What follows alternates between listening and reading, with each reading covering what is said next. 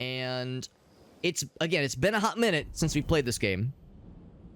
This is the game where we play as, so Banishers. What the hell is a Banisher? It's basically like a Ghostbuster. It's like the world, it's like the what is this? It's like the late 1800s, I think. So it's like well, it's obviously post-Revolutionary War. We have frontier-style Ghostbusters, basically. And the basic gist of the story is that well, I'll just say it without spoiling too much, bad stuff happens to our protagonists. One of them gets got, hence why she's a ghost. One of them gets got, and we're on a quest to find out more about the bad guy that killed her. Because these are professional ghost banishers, ghost hunters, basically. And the fact that they got surprised by this extremely powerful ghost that took out Antea, that's her name. They're trying to find out more about this, like, terrifying ghost that got her. And in the process, trying to also send her spirit off to be at peace. Because, like, the reason she's, like, still around is because she feels unfulfilled. Because that's, like, how things work in this game. If the spirit is unfulfilled, if they're still angry about something, or sad, or like, something is driving their spirit to remain in the physical realm, then they continue haunting. So we have that, and we have haunting cases we're also working towards figuring out. We've already resolved a bunch of them. Oddly enough, it doesn't show the Old Widow as being solved, which is kind of surprising. There's a bunch we've completed fully, and a few that we have yet to find. And of course, there's also a whole nother section of the game we've yet to get to.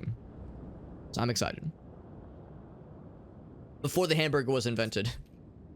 Valid question, honest, or valid thing to point out. I don't know if I know off the top of my head when the hamburger was invented. When John Hamburger arose from his slumber and said to himself, "God damn it, I've got an idea." Is it like Fear 3 co-op? Unfortunately, this game is just single player. I think it would be really cool if there was a way to play with like a co-op partner and be able to have like have a buddy play as Antea. Because right now we just switch between the two. And of course, yeah, there's combat. I think there's, what is it? What's 1, 2, what is it? 1, 2, 3. And then, yeah, you get the uppercut. So she has some powers, which is cool. So she has like combat stuff that she can do, which is nice. And yeah, Red, of course, has his sword. He has like a charge attack. So he has a bunch of stuff that he can do. What's the one where if you press space and then switch? Yeah, so you have like some cool combo moves. And I need to remember that the parry button is this guy. I think the way it works, yeah, with parrying, you have to like switch right as the attack is coming towards you to block it properly. Where are we going? Let's see where we're going right now. Late 1800s, early 1900s. Well, there you go. It probably was pre-burger times then. Yeah, I assume Hamburg, Germany. I assume. Just because with a name like that. So we're right here right now. We could actually just go right for a haunting case. I've been talking up the storytelling and the character stuff. Character interactions and voice acting. Let's start all of that. Or let's celebrate all of that by going for a haunting case. Because honestly, this is, I think, where the game really shines. I think the game is most interesting when it comes to the haunting cases and, like, kind of uncovering the mysteries. This is not exactly like a detective game. It's not like you have to interrogate the right person and figure out, like, oh, who's behind the mystery and accuse somebody and, like, it's not quite... Oh, wait, what's the button? Is it E? Oh, Oh, okay, it's not F. F is drink. That's drink a healing item. So I'm like, what's the interact button? I saw this guy too. Let's see if I can remember how combat works. Get lost! I can just one-shot him, apparently. Spectre possession. There we go. Call on me. Oh, and there's a dude who's trying to shoot stuff at us. Oh, no, he's summoning a big thing. I think I heard the sound of a gun cock. Come on, buddy. So that's a standard parry. Oof. Yeah, these guys like to do some weird shit. Do a little reload. Shoot in the head. And we have the lock-on capability. There we go. Stop drops a couple things. So yeah, as you fight stuff, you get experience, you get crafting resources, that kind of thing. And whenever that happens, it means there's something in like, oh, hold on, what is it? In ghost mode, ward right? restrains me. Oh, there's a ward somewhere. Oh, good to know. A little reload action. Remember, we can break these things. Sometimes you can find some cool stuff. In this case, we just got some basic resources. I wonder if I'm putting the cart before the horse. Should I not be exploring back this way? Because whatever haunting case we're about to undertake might have us exploring around here. If there's a ghost ward somewhere that prevents us from... Oh, okay, I guess... Oh, here we go. It's inside the house. Yeah. There's a ghost ward in here that prevents us from bringing Antea in here. It might be because there's something that is either related to the quest, or the haunting case, that is. Because ghost wards, as the name would imply, ward all kinds of ghosts, not just like the bad ones, but anything and everything. So, let me grab this. And that kind of shimmer means that, yeah, a ghost ward has been found. So I think Antea has to break those. Can I just shoot this myself? I can sort of see it through the wall there. I'm not sure that's gonna actually work. Yeah. Go around. Maybe there's like an opening somewhere. Go the other way. Because I did see this little fella. Is it space? Is it... It's not E. Is it... Crap. I'll confess, I do not remember the controls. What are the controls for, like, use? What's, like, the use button? Or, like, activate. I was thinking it was space. Interact is... Oh, it is the same as banish. Okay. I guess in combat is the thing. In combat, it banishes, but yeah, you wouldn't be doing anything. You wouldn't be using that maneuver outside of combat, though. There we go.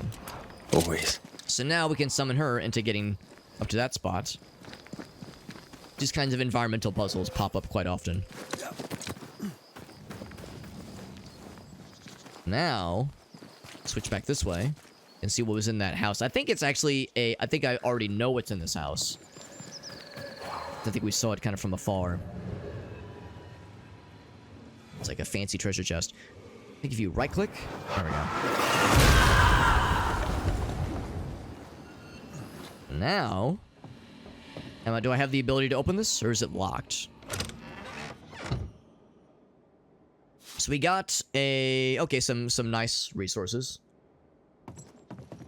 Those witch stones, that's for use with a particular merchant. Got some mushrooms. What else do we got? Any, like, cool things? Any, like, discarded notes? Anything weird or spooky? Nope. Okay, so that was just a fun little bonus thing then. Let's go ahead and initiate the haunting case that's out here. These haunting cases are optional, I'm fairly sure. There are certain haunting cases you have to resolve and figure out one way or another when they're tied to the main quest, but there's also a bunch of optional ones that are interesting and worth it, but not necessary.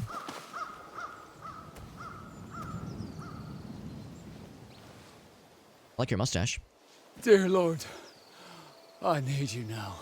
Please, send help. An unnecessary question, perhaps, but is everything all right? I like Red's accent. I'm not all right. There are demons in the mill. This is all Haskell's fault. May his wretched soul rest in peace. His leniency brought the devil on us. Now witches will walk the land. But why are you still standing there gawking like a goose? Aren't you a banisher? I told you there are demons. I... Tell me all about these demons and this mill. There is a mill. It is my mill in which I mill flour to bake my bread. Thought he said In milk mill, the flour. There are demons sent by the evil one. Oh, all right. No need to be an arse about it. I'll look into it. The mill lies past the barren field and across the bridge.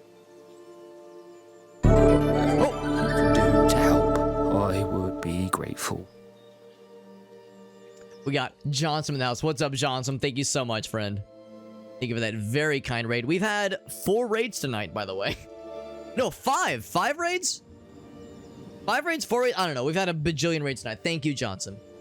Let's see what Johnson was up to tonight. We're playing Banishers Ghosts of New Eden. This is actually a game we played a while ago. Back earlier this year, and I always wanted to pick it back up and play it a bit more, so we're playing it a little bit more this week. Just kind of get caught up here. You're doing some Phasmo tonight. She said spooky games. Or no, you're saying this is the spooky game. Yes, it's a very good game. It's not like necessarily all that scary game, but there's stuff about ghosts in it for sure, since we are playing the like late 1800s equivalent of Ghost Hunters or Ghost Busters, basically. So it counts. It counts. And we got Firestar, we got Johnson, we got Alex. Alex, I like your name.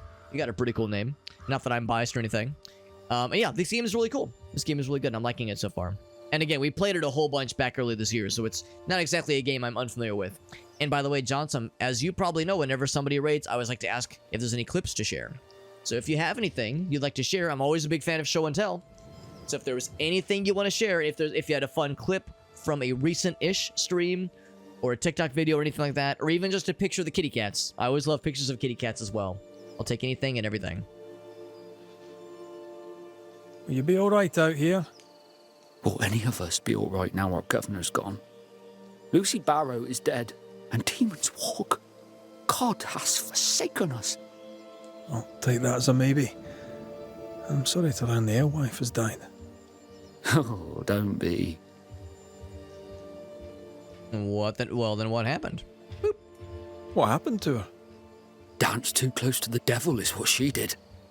I do not know what happened to her, but her death is not my doing, though it was I who found the body. I shall not miss her. You will when the ale runs out.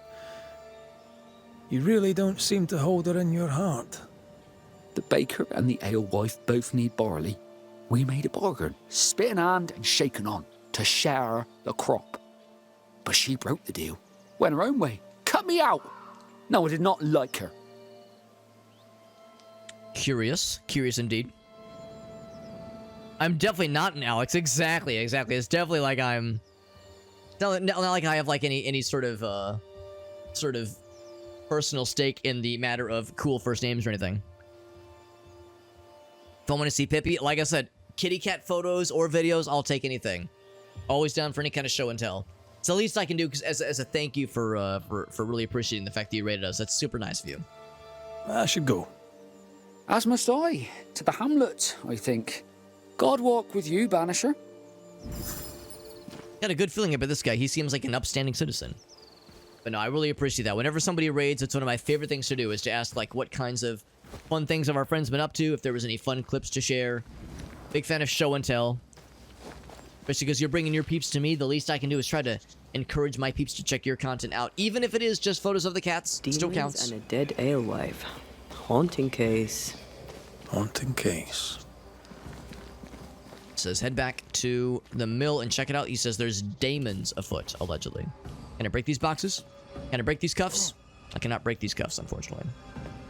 Now, where exactly is the mill? I think he said it was up the road, across the bridge, over the river and through the woods, over this way. Then mark that. Yes, Perry Cottell's mill. It's kind of curious that he mentioned, like, oh yeah, the alewife's dead, and I have no idea who killed him, and how my guy was like, oh wow, it's that, you know, I'm sorry to hear she's dead. I'm pretty sure we're the ones that are responsible for her dying, because I'm pretty sure her case was a haunting case. I feel something close. What could be close? Oh, probably that.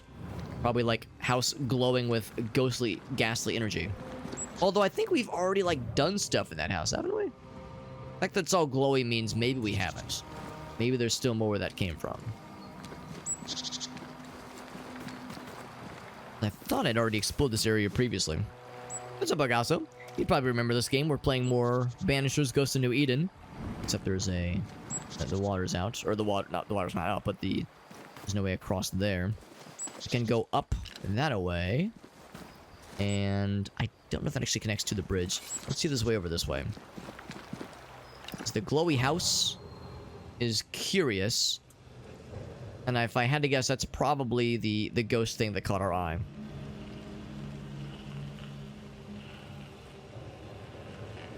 I don't really see anything else that would be like ghost related or ghost adjacent. Oh, I can't cross here though. Yeah, I can't. I mean, it's not that deep of water, but sure, I get it. I get it. Maybe that's why I haven't been on that side before. Did you feel that? It's close. It's curious that that happens as we go further this way. I mean, maybe there is something else. Maybe something in that house?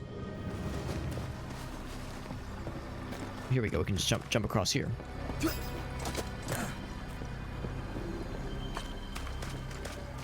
So she's running ahead, which is a little bit odd.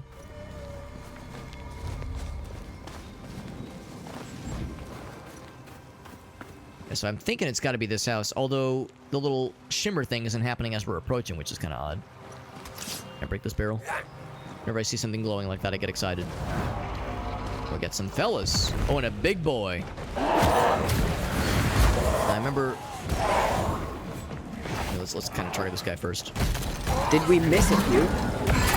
Yeah, remember we do extra damage to the zombified fellas, like the, what do they call them, the wraiths?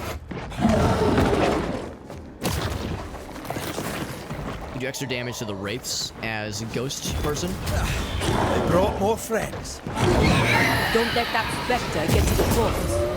I'm gonna go and interrupt this guy from trying to resummon himself. I'm gonna take this thing out. Whoop. There we go. Don't let it crush you. Do a little full charge. Full charge deck. There we go. Decent damage.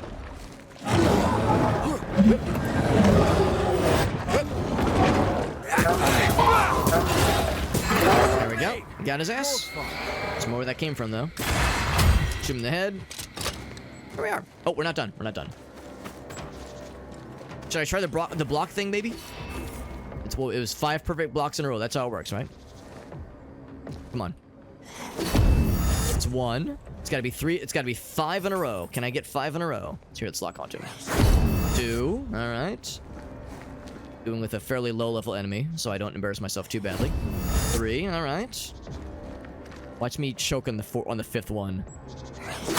Ooh, that one was, yeah. I'll choke on the 4th one apparently instead. Ooh, yeah, I did it too early. Oof. I was doing so good. There's 1. Ghost Hunter and Monster Slayer defeated by a waist high. Exactly. Such a. All right, let's just go ahead and kill this guy so I can keep the ball rolling here. We'll try again. There'll be more I opportunities. was expecting an audience with Legion. Yeah, this capable adventurer being felled by a waist-high fence or ankle-deep water. That's how it goes sometimes. Video games. So the bridge is definitely something. In fact, or not the bridge. This building is definitely something. Is this the mill? Seems too close. I thought the mill... Oh, no, this is the mill. Okay. I thought it was going to be a little bit further away. Stuff over here as well. But nothing of note. I think I've been here before, because it looks like that's been looted already. There's definitely something going down in this particular building, given how, like, obviously ghostified it is based on the outside. Based on the exterior. There's a path this way, but it looks like it dead ends here. Although, actually, okay, so I have been here. That rope means I've been here before.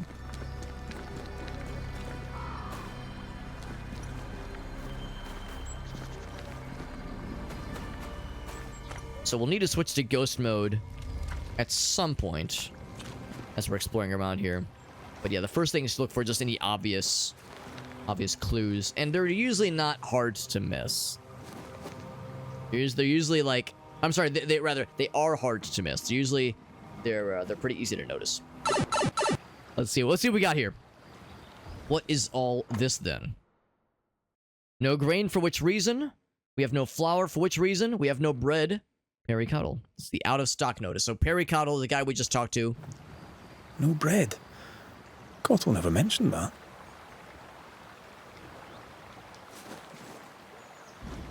Or at least I think Perry was the guy that we had just talked to. Because he was saying that, yeah, she was holding out in the flower. And she was hoarding the goods. In haunting cases. So it would be... Yeah, Perry, yeah, so that's this guy. Quite the botanist. What does a baker need with all these plants?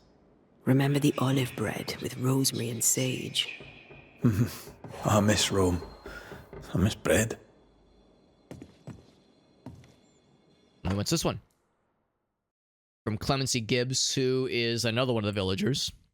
Request for grains, but we can only answer you in the negative. Crops are also dried up. We have got nothing.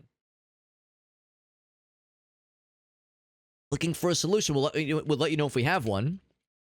You're a talented baker, and this alewife won't stop you. Not a second time. Her beer may be life-saving, but it doesn't feed people. They'll be clamoring for food and won't care about this witch's brew anymore.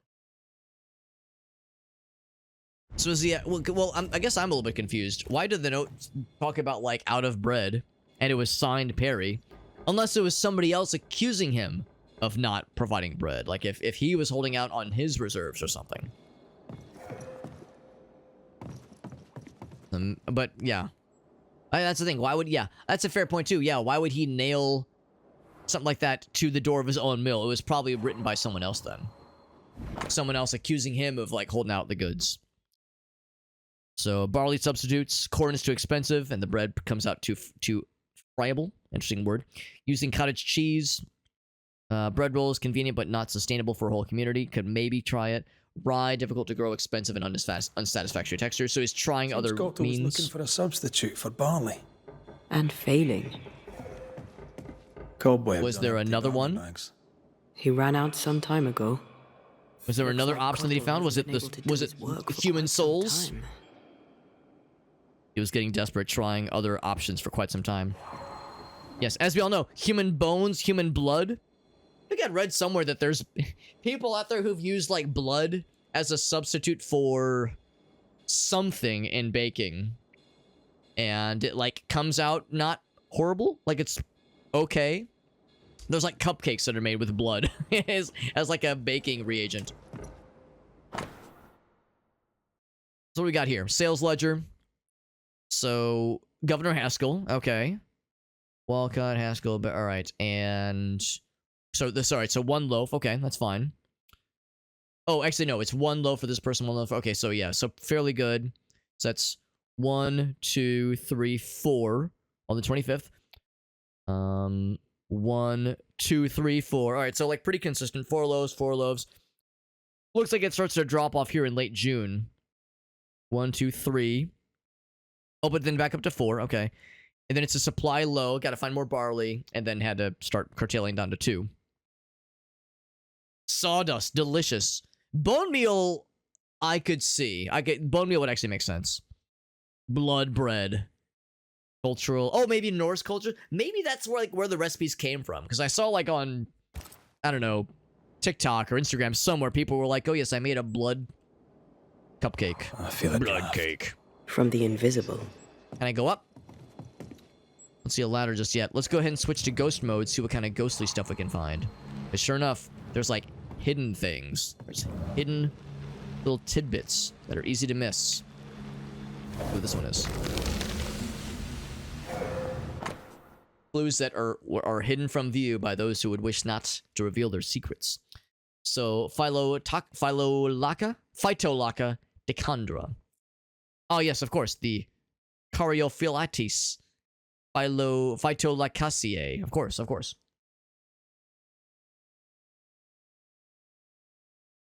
Thumb in width, bad smell rather. Fruits look like blackberry.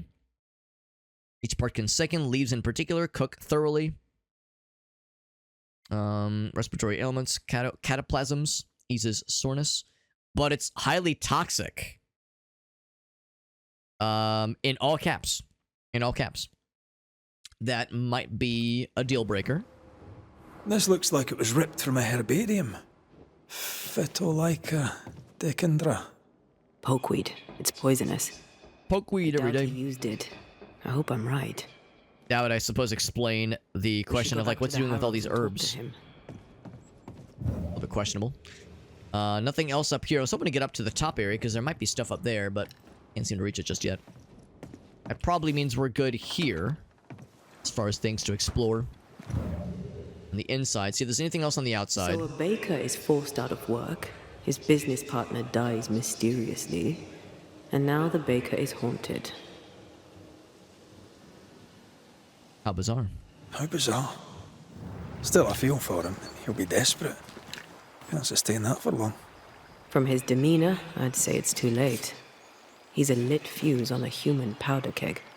Wouldn't like to be around when he goes boom. We're gonna see if there's a way up there. It looks like you might almost be able to hoist yourself up here, but there's no gamer paint. Y'all remember the Resident Evil 4 gamer paint? This game has it too. It's like yellow mushroom fungus stuff, but still, you see the yellow? That's like the indication to say, like, yes, you can interact with this point here. No such gamer paint here, so you can't hoist ourselves up, but it almost looks like you could almost do it. Anyway. So let's head back here, and I can drop down, I think. Oh, can I not drop down here? Huh. That's kind of odd. You actually cannot drop down here. That's kind of strange. Then what's the point of this little slidey spot? Dodge, E, nothing. Okay, alright, well, we'll go back the way we came, I suppose. Kind of strange. And then the best way back... to talk to our buddy, our old buddy. There's no way to, like, tap to it on the map, but it'd be back that way. Let's just go the way we came. Go all the way around. Unless there's, like, anything else. I kind of poked around here a little bit earlier, but I wasn't in ghost mode. I'll look around here. The gamer paint is nice. I'm pretty indifferent towards it. I know some people are, like, extremely bothered by it, and others are, like, think it's, like, the right way to go. I'm in the middle. I think there are times where it's extremely helpful, but I also understand the idea of, like, encouraging exploration and you know, and like, drinking in the world around you. I remember back when Resident Evil 5 first came out, of course, everybody was playing it, but it didn't take long before people realized that they were kind of inadvertently being encouraged A wee Highland kiss for you. to only really pay attention to the minimap when they're driving around. And, whoop, wrong button. Ouch. So because, like, you know, they would set the GPS. They would set the GPS for a point and, you know, and, like, pay enough attention to the road to not, like, hit other cars, mostly, and pedestrians, mostly. But they, Did we miss a few?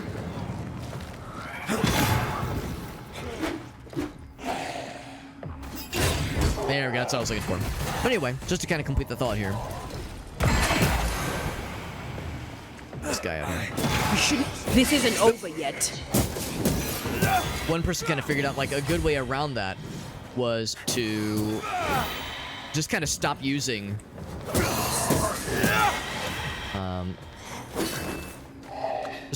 the GPS when they could, especially if they were going to a place that they knew how to get to.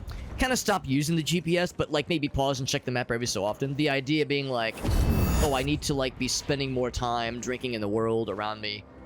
Try to, like, learn visual cues for places. And it's easier said than done because the GPS in that game is really convenient. But that idea of, like, there we go, there's 5 in a row. There we go, we should be good. Piss off! That idea of, like, wanting to put in the time to kind of, like, learn, you know, drink in the environment a little bit more. Because you miss a lot if you're just staring at the map. To that idea, it's like if we kind of turn that part of our brains off and we're just looking for the yellow gamer paint, I understand how that can become a negative. But at the same time, games are complicated now, and there's a lot of detail. It's hard to, like, look sometimes, like a ledge here. Can I jump over this ledge? Bad example, because there's a gap right here. But, like, can I just jump over this? Well, no, I can't. But I can jump over this one. So, like, that line is a little bit weird and inconvenient sometimes. So, I can see why people are bothered by it, but I also think you kind of need it, honestly, to, like, make just things easier. Makes things easier for the players and for the developers. So, as is often the case, I'm lifelong fence sitter. That fence is going right up my ass. As long as it's not distracting. Yeah. Yeah, Dying Light does it good. I liked Dying Light 1. I never did play Dying Light 2. But I did enjoy it a lot. Didn't know you could climb. Yeah, because sometimes you might look at something and be like, shit, I didn't realize. That happened with me not too long ago. You know, back when we were doing some Space Marine times, I had no idea you could just fucking kick open those boxes. The boxes with like the supply crates and extra ammo. I went until the very end of the last level before I realized you could just fucking kick those things open. Are you shitting the dick out of my ass? Are you kidding me? I was so upset.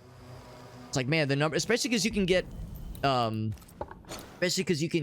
healing out of that sometimes. You can get healing. Of course, sometimes you just get ammo. You can get healing. You can get all kinds of good stuff. Where is it? So I was like, God damn, don't I feel like a gosh darn fool? Bolt gun does it pretty well. Yes. There's the breadcrumb thingy. Yeah, and the DLC, right? Actually, maybe they added it before the DLC, but I do remember that feature. I think he's behind here, right? I do remember that feature, and I was pretty pleased with it. He's not here anymore. He's not here anymore. Maybe he's over in this... Maybe... I'm guessing this is his house.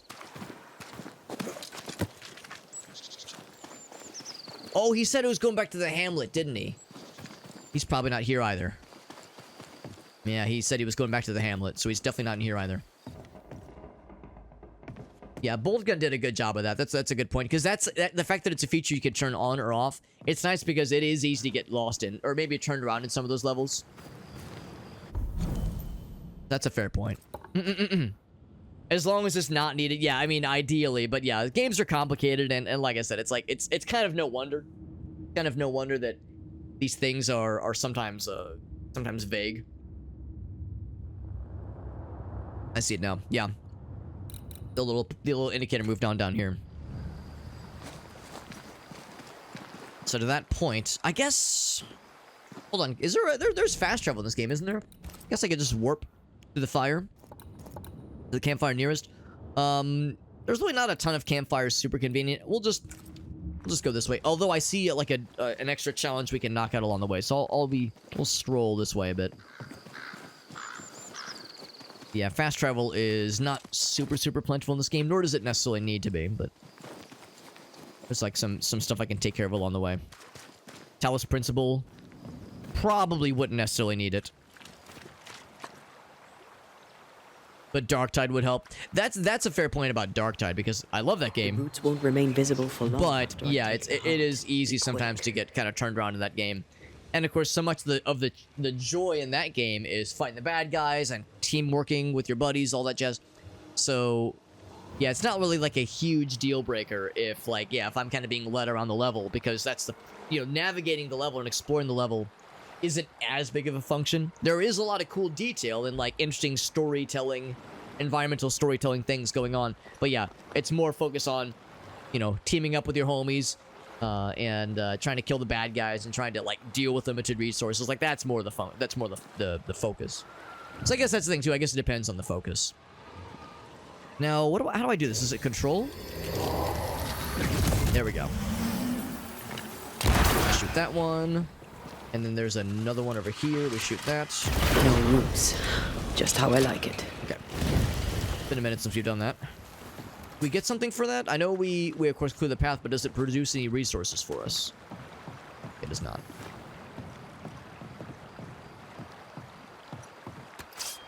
Can I break any of these boxes or barrels? No, I cannot. So for that matter, what exactly did this open up for us? I saw this on the map. Oh, it's just a convenient shortcut. Okay. Because we'd, I guess, had gone around this way originally. So that's just a nice shortcut. And I'm a fan of things that are short. A little bit biased, but it do be true. We did get the 5 perfect parries in a row, so I feel satisfied about that. What happened to you, buddy? I'm sorry. I'm sorry you got. I don't think this was related to any sort of haunting case. I don't think. Also, I'm thinking more about our current haunting case. Maybe I'm mistaken. I thought the alewife was a person that was involved in a previous haunting case of ours. And that we had, executed her. Because that is one of the key tenets of this game. Whenever there's a haunting case, and you find that somebody has, done something unspeakable, and it has caused a haunting case to arise. A classic case where it's like, oh yeah, my husband passed away unexpectedly. I was really sad. And the day after his funeral, I mysteriously met my new boyfriend. And wow, he's great. And for some reason, there's... Yeah, and yeah, he might have died under mysterious circumstances, but, you know, I was sad for a little bit, but things are good now. I'm feeling much better. And, yeah, after he died, you know, under mysterious circumstances, boy, I've been having a lot of weird shit happening around my house. Stuff getting knocked over, things going missing, howlings and gnashing of teeth deep into the night. Huh, I wonder what it could be. So, like, you know, you find what happened. It was always some person murdering someone else or doing something unspeakable. And it then becomes a question of, do you forgive them? To like encourage the ghost to go away in peace? Do you force the ghost out, or do you execute the person to resolve the haunting case? And we have executed everybody whenever there's an opportunity to do so, not just for funny, but because that's one of the storylines or one of the endings we're working towards, which is to say, for Antea, our ghost waifu, if we try to work more towards like making the spirits resolved or like forcing them out, you get one particular ending. But if you execute as many people as possible, you're gaining like soul juice. You're gaining like soul energy with every person you execute. If you gain enough, you can actually bring Antea back to life. So that's what we're working towards. It is maybe the bad ending. Maybe it's maybe the evil ending. I'm not so sure that we're the good guy right now. I mean, we're killing bad guys and we're resolving disputes. We're resolving bad things happening to people. And the people we're executing are responsible for things like murder. We're not exactly like, you know, killing innocent people most of the time. But we're also... I'm not exactly sure we're innocent either. So it's somewhere in between. Lots of shades of gray here. Your kid says there's also Dead Island 2, which I know is one of your favorites. You're a Dead Island enjoyer. Sometimes not the easiest to understand at times. There's also the blue paint. Right, yeah. Yeah, it's... The color coding is a reasonable approach, I think. But it can also be a bit much at times. Because it's, like, not always clear like you had said. Sometimes it's a little bit vague. And also, like, not very realistic always. So, kind of, it does break some of the immersion. Yeah, that is a little bit inconsistent. We're like Dexter mostly. You know what? I'll confess I never did watch the show. And I really ought to at some point. Not just because of Dexter Dog having the same namesake. Because, you know, you remember Dexter. He was a real killer, right? He was a real killer. Real vicious beast, let me tell you. And now we have Bonnie, who's a... You know, the Bonnie side of a Bonnie and Clyde, who is not sleeping behind me. Like I was hoping. She was earlier, though. A real monster. Yeah, and our Bonnie, she's also, you know, a real criminal. No, she's not. She's a sweet girl. Sweet doggy. So our buddy is somewhere over here. And you know what? You probably even noticed. What was I doing? Earlier I was talking shit on the GPS, and what was I doing? You can even see right here because I have it highlighted on the map. Highlighted on the map here. What was I doing? I was looking at our little compass up here. I was looking at our little compass. Although part of that, in all fairness, is that we've already like looted this area pretty thoroughly. There's not a whole lot of stuff on the map right now. There's like merchants we can talk to, obviously. But part of it is that we've like cleared a lot of this area for the most part. There was that one bridge we opened up, which is nice. There's much more interesting stuff happening up here, obviously. Stuff to resolve up there. In fact, we'll probably warp around. We'll definitely want to try to work on this one tonight too. This hunting case over here. So yeah, there's a number of things, but I do try to, you know, when there's like still new stuff to glean, I do try to, you know, encourage that whenever I can. But at the same time, I also try to keep the ball rolling, so as to avoid repeated content too much. Also, I pressed the wrong button. The number of times I accidentally drink a healing item. Close for personal reasons. Curious. That's right. He'd run out of barley, and he was desperate. Mr. Cottell, are you here? Okay, I guess he's not. Let's see if there's like any sort of like ghostly stuff that we can find. Don't seem that back necessarily. Gonna like sneak in somewhere. Killed a lot of girls' hearts. I know that was a really popular show for a bit there. Thought that was like a person at first. I was like, what's that down there? Yeah. No, it was a really popular show, and it'd be nice to go back and watch it at some point. I know everyone really liked the actor. He's a handsome man. Good-looking fella. I feel something. Anyone home? Right, well, what happened here? Oh, place got motherfucking ransacked. What the hell? Robbery, or someone threw a tantrum. Move channel points to other channels. To like assemble them all together.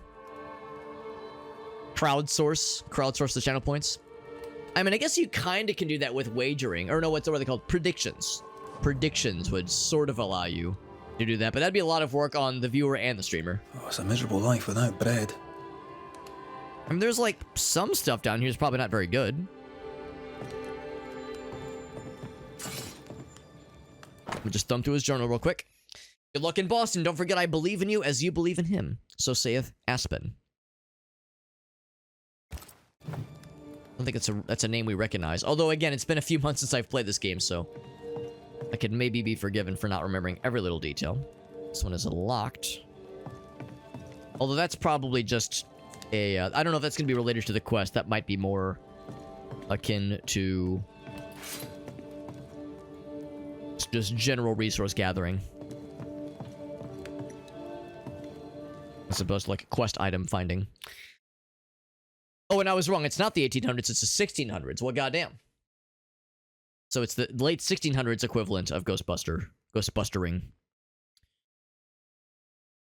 So take this letter physically to the new world and not forget the old woman that I am. No longer the little boy I picked off the streets, complete and passionate man. The new world will bring you the meaning you seek. Be the most talented baker in your area. Be as passionate as you are now. Remain dignified in the face of adversity. A tribute to this beautiful calling of ours. Don't forget that feeding others is an honorable mission. Visit me one day, but above all, write to me. Aspen. Second time we've seen that name. Aspen must be the woman Cottell spoke of. The one who trained him. Perhaps he's lonely here, away from his people. Takes dedication to sleep where you work. That or poverty. My mother treated a baker once. He had the worst cough I'd ever heard. Turns out inhaling flour all day isn't good for your lungs. Makes sense. Aye, neither's poverty.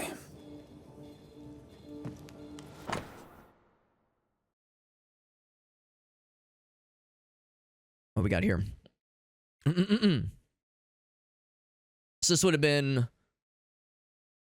Let's see. The notes we saw about running out of barley happened in late June.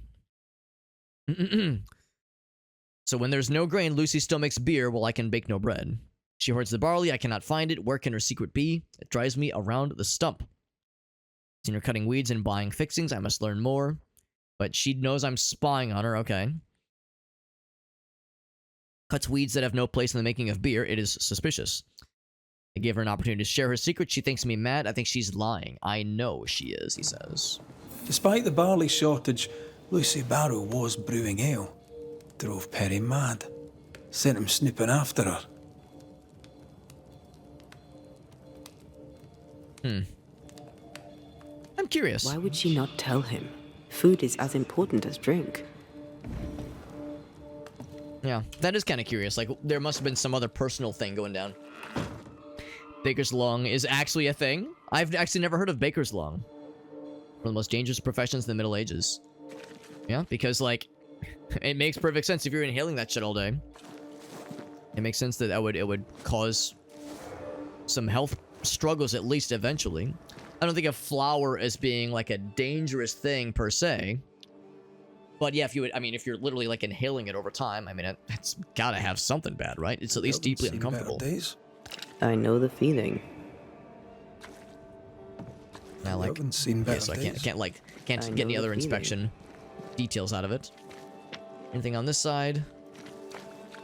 I've actually been on this side of like the little village area before.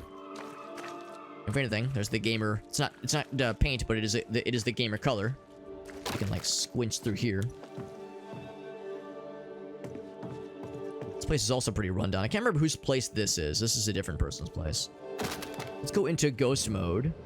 See if there's anything else we can kind of piece together here. In fact, let's go back to the first house. That's probably where we're more likely to find something. Also fire and ventilation. Oh, that's probably more that than just the flower alone. Yeah, that would make a lot more sense. Where is it?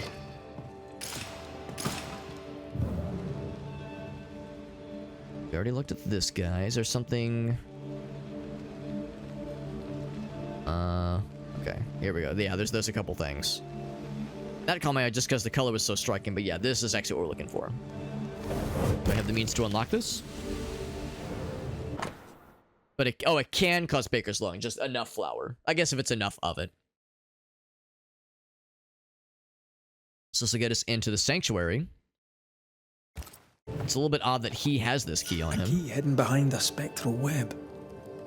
Why? It's not the key for this thing. What are you Obviously. doing with my key, you filthy thief? Oh shit, there she is. So yeah, no, so never mind. No, we were not responsible for this person's death. I was getting her mixed up with the tavern owner, I think. You! Who are you? Who was drunk What are all you the doing time. here? Wait. The Banisher, McWraith. Yeah, I thought Haunted by a alewife ghost. was You referring must to be like the joking. drunk tavern owner. Mistress Barrow. Glad to see you, circumstances notwithstanding. This is my partner, Antea Duarte. Yes, pleasure to meet you, but never mind that. Perry Cottell stole the key to my alehouse. You have it. I want it back. Why would Perry Cottell have the key to your alehouse? He wishes to steal my business, so I hid it from him. There's nothing quite like watching a grown man soil his britches over losing a bloody key. Serves him right. The barley failed. No barley means no flour. No flour means no bread. It drove him mad. It made him mean. I don't easily scare, but he scared me. And I was right. In the end, he poisoned me. Interesting. Okay.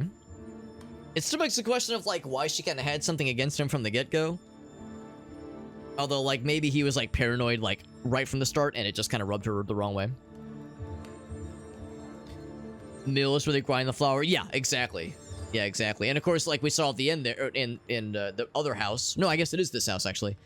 That yeah, he was sleeping. Well, no, he wasn't sleeping in the mill, though. The mill was elsewhere. What's your relation to Perry Cottell? We traded. Pleasantries. Foodstuffs. He baked a fine loaf. Mostly we shared the barley crop. I worked with him, now I hate him. When I offered him a fair deal, he threatened me. He omitted to mention this. Allow me a moment in which to come to terms with the news that the liar, Perry Cottell, failed to tell the truth. Usually there's, like, something in the middle. Usually, I mean, sometimes it is like one person just being ontologically evil, but usually there's like something behind the person that still fucked up, but like something that kind of drove them to that point. Tell me about the poisoning. To start, let me tell you about the baker Perry Cottell, who is as mean as he is stupid. Mean, for he would not pay me for my work. Stupid, for he poisoned me before he could get his grubby hands on it. Are you sure he poisoned you? We had words. He threatened me. He carried out the threat. It seems cut and dried to me. You know how to brew ale without barley. We know this because Perry Cottell spied you doing it. For a great baker, he makes a piss-weak spy.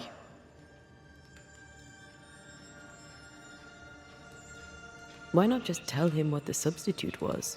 You'd have your ale and he'd have his bread. My hard work rightly deserves payment. My demands were reasonable. I even offered to defer the bill. Everything I have, I earned with the sweat of my brow and the brains in my head, and neither man nor God shall take it from me. Perry Cottell thinks innovation, the fruit of my labour, comes from God, to be shared by all, but especially by Perry Cottell. I am a woman of enterprise, and no one drinks for free. No payment, no deal. You don't believe me? See for yourself. You have the key. Go to the alehouse where I died. Where is it?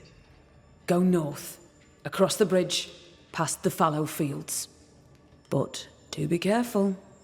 I hear it's haunted by the ghost of the poor dead alewife. Alright. Whoops, What's I didn't mean to do relation that. to Perry? We traded when I up. Hear me. Allow me. There we go. We should go. Can't get a moment's peace, can you? Even dead, there's work to be done. Alright. Looks like Perry Cottell left some details out of his story. Let's go to the alehouse. It's a decent ways away. Back with one obsession to take revenge. There's still more details to be determined rather. Yeah, found the So yeah, we couldn't find him necessarily. It is curious where he might be, I wonder. Yeah. But what exactly was the substitute? I am curious about that. That is kind of an odd thing. And yeah, it doesn't really answer the question then of like, I don't know, like what made this dude like so paranoid from the get-go? That is kind of strange. It's also kind of a shame that like, I mean, I guess part of it was like he was refusing to pay. To like kind of have the like be like sharing in this secret of being able to produce barley. I'm sorry, to produce flour without barley. How she was able to do so. Where is this thing actually? It's gonna be way up here. Actually, that's pretty close to where we were earlier, I think. Oh no, we were up this way. We don't really have any super convenient fireplaces. I think this one's probably the best one. Let's just warp there, I think.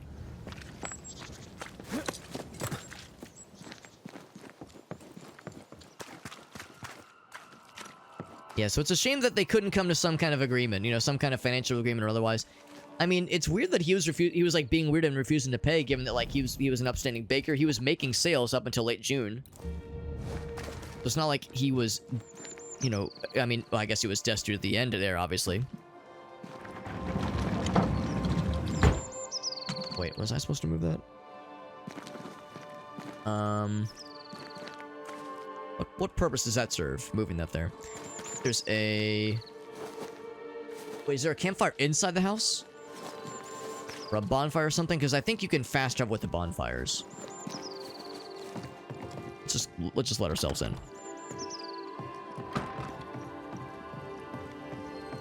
Okay, it's not in here. Whose house is this? Constance. Oh, I think I remember who this was. I think this was from a previous haunting case, I'm pretty sure.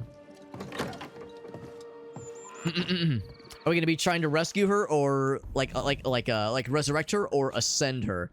The current path I'm on is to reanimate her, is to bring her back among the living, if we can help it. I'm sure where this oh, you know what? I think I know why we can't find the fireplace. The bonfire. It's underneath. Yeah, it's in the groundwater. There we go. That's why. So let's look this way then. This one's gonna actually be on this floor. Because I'm like, man, where the hell is this thing?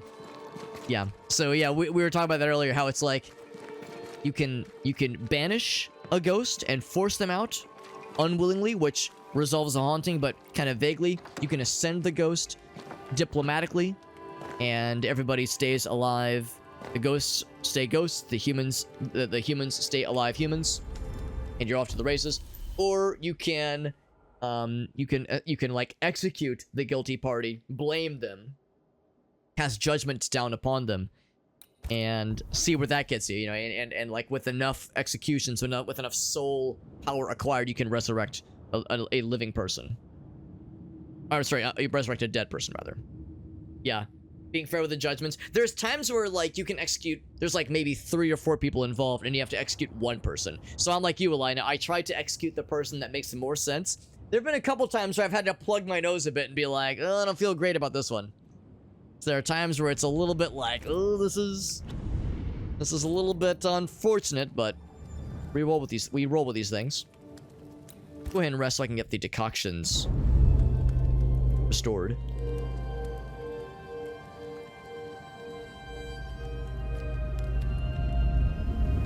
And of course, ghosts don't have to sleep, so whenever we rest, she just kind of hangs out. They Scrabble, does some crossword puzzles.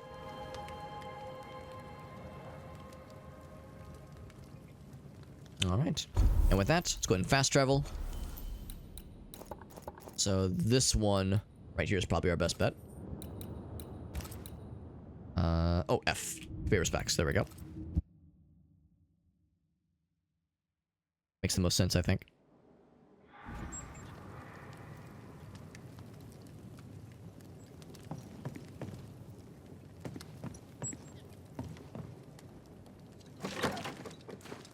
But I keep kind of finding myself over and over, just kind of mentally thinking more about how things got so desperate with this situation, with this haunting case, where this guy poisoned this poor girl.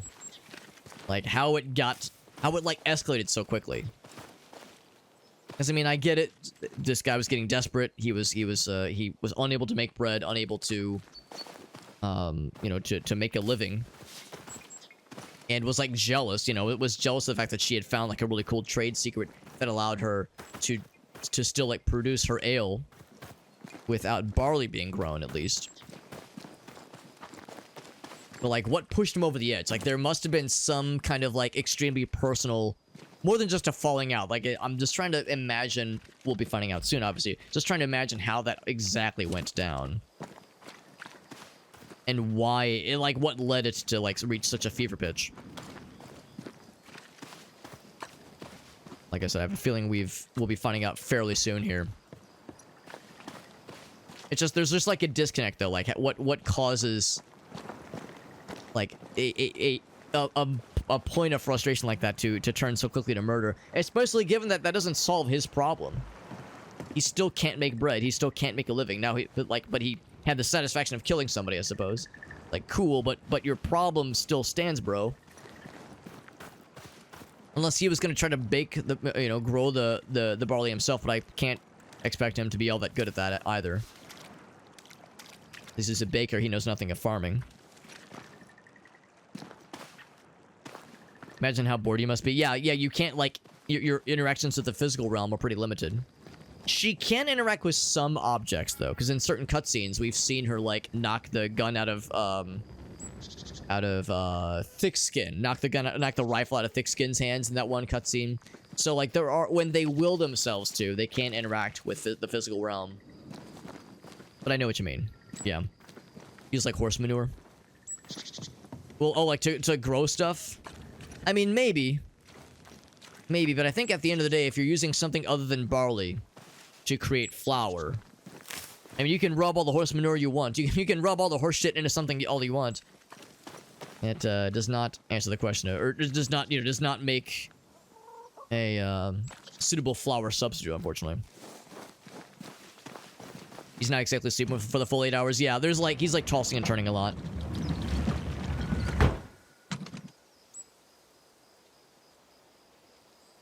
Oh, right, in her case, she's making ale. Oh, you're saying she's putting horse manure in the ale? or producing ale with horse manure somehow? That would be impressive. Oh, I realized why this was here. I was like, what can I use to... I can't climb onto this. The reason this was here originally was to block this from being reached. So yeah, that serves no purpose there. Yeah, so this is the farm, obviously. We can kind of look around and see if there's, like, any environmental clues to kind of key us into what kind of shenanigans she was up to. I don't think this is her corpse. I mean, maybe it is. It's like, it's a dead person, but it doesn't quite look like her. And also, that'd be a weird place for a poisoned person to die. When I think of somebody getting poisoned, I think of them like being like, oh, I don't feel so good. Going to lie down and then being like, oh god, this sucks. Like lying down like in their bed or something. Although, I guess just sitting down there, I guess is as good as anything.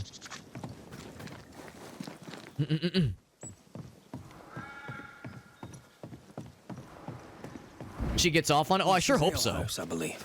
I sure hope so. Playground for the devil, according to some. I hope there's like all kinds of untold freaky ghost sex times that happens, you know, away from prying eyes. I would sincerely hope so. I mean, if you're haunted by somebody, normally that sounds like cause for concern. And I think the idea is in this game, it is cause for concern. The idea is that it is, I think, affecting Red negatively. Like any sort of haunting, even if it's haunting by a loved one, and they mean you no harm. I think the presence of having a ghost near you constantly affects your sleep, affects your sanity slowly over time. So it does cause degradation. But in the meantime, I hope there's freaky ghost sexy times that kind of like offset the degradation. I feel That's an not echo ringing. unrealistic to Like a hum. think for, right? There's something nearby. Oh. Oh, right. I remember this. Because we've been here before. We've been here before, but we were just exploring for funsies as opposed to what we're doing now, which is quest shenanigans. Has to, yeah, right. Has to like drain the life force exactly. No matter their intentions, it is just an innate thing that happens. So a ghost haunting is not a good idea. It's not a good thing that you want, except for ghost sexy times. Then it's okay.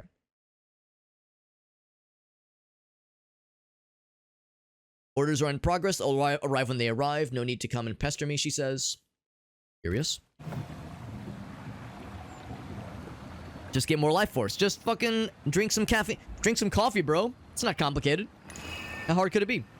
Easy, GG. What's this?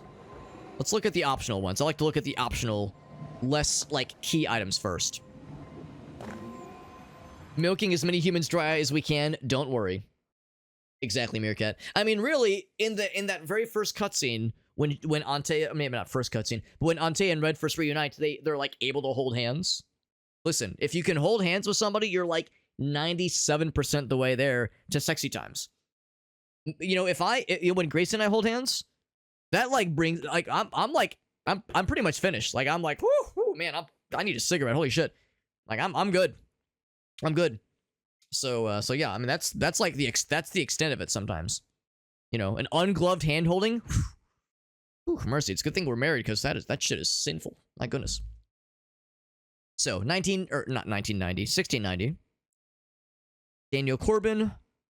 Sale of the tavern to Mr. Barrow and his widow, Lucy. Okay. 1,200 pounds. 12,000 pounds rather. 1690. That'd have been like 5 years before things went bad. Good thing she had her husband's support. Unmarried alewives don't usually have it so easy. This is a surprising amount of money.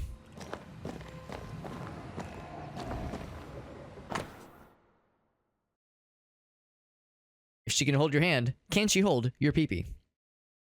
Meerkat, you'll be really happy to know that's like a thing Grace and I have like seen people joke about on TikTok. It's like that face when my boyfriend won't let me hold his penis when he goes to take a pee-pee, and it's like a woman like crying hysterically. And of course, yes, that is happening. The first Meerkat. You already know. You already knew I was going to add that as a quote, of course. You already know what's up. Yeah, it's something that others very much love to joke about, and I think they're joking. I think. Maybe. Probably. What are the flavored beers this season? We have juniper berries, rheumatism, bloating, difficult digestions, or urinary infections. Appropriate given the context of our current conversation. Tart and sweet and resinous taste. Honey, soft and sweet.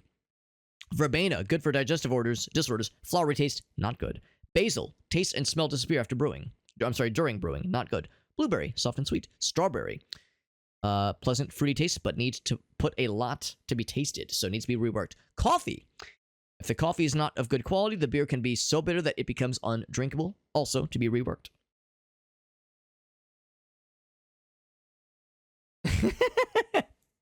That's actually delightful, Meerkat. That's like really sweet.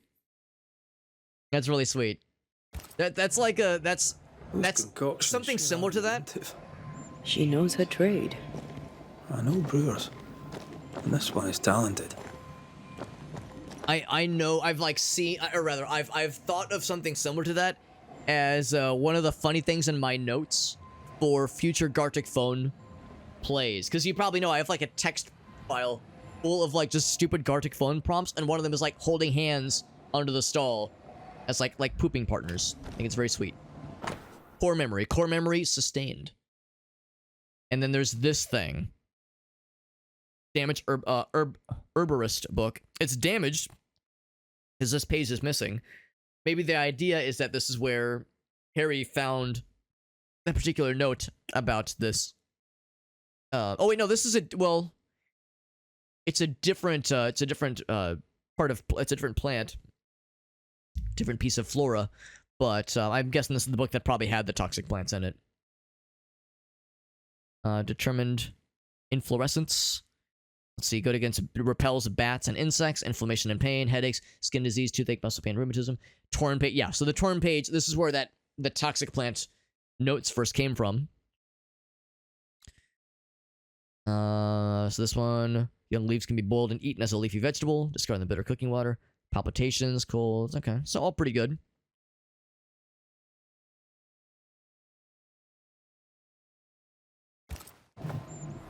A book of poisonous plants with a page torn out. So that explains where he got that note. Yes. The Phytolacticandra page is missing. Lucy Barrow was quite the force of nature. As a widowed alewife amongst witch-hunting Puritans, she'd have to be. Exactly. So we got a key item there, a key item on the floor. This one is something to listen in on. Broken glass. Need bread. What do you use in place of the barley? Lucy! Mistress Barrow, please, I beseech you, tell me. No. Folk must have bread before they have ale. I offered you a fair deal. You're the one who turned it down. Then you leave me no choice. I'll have the secret.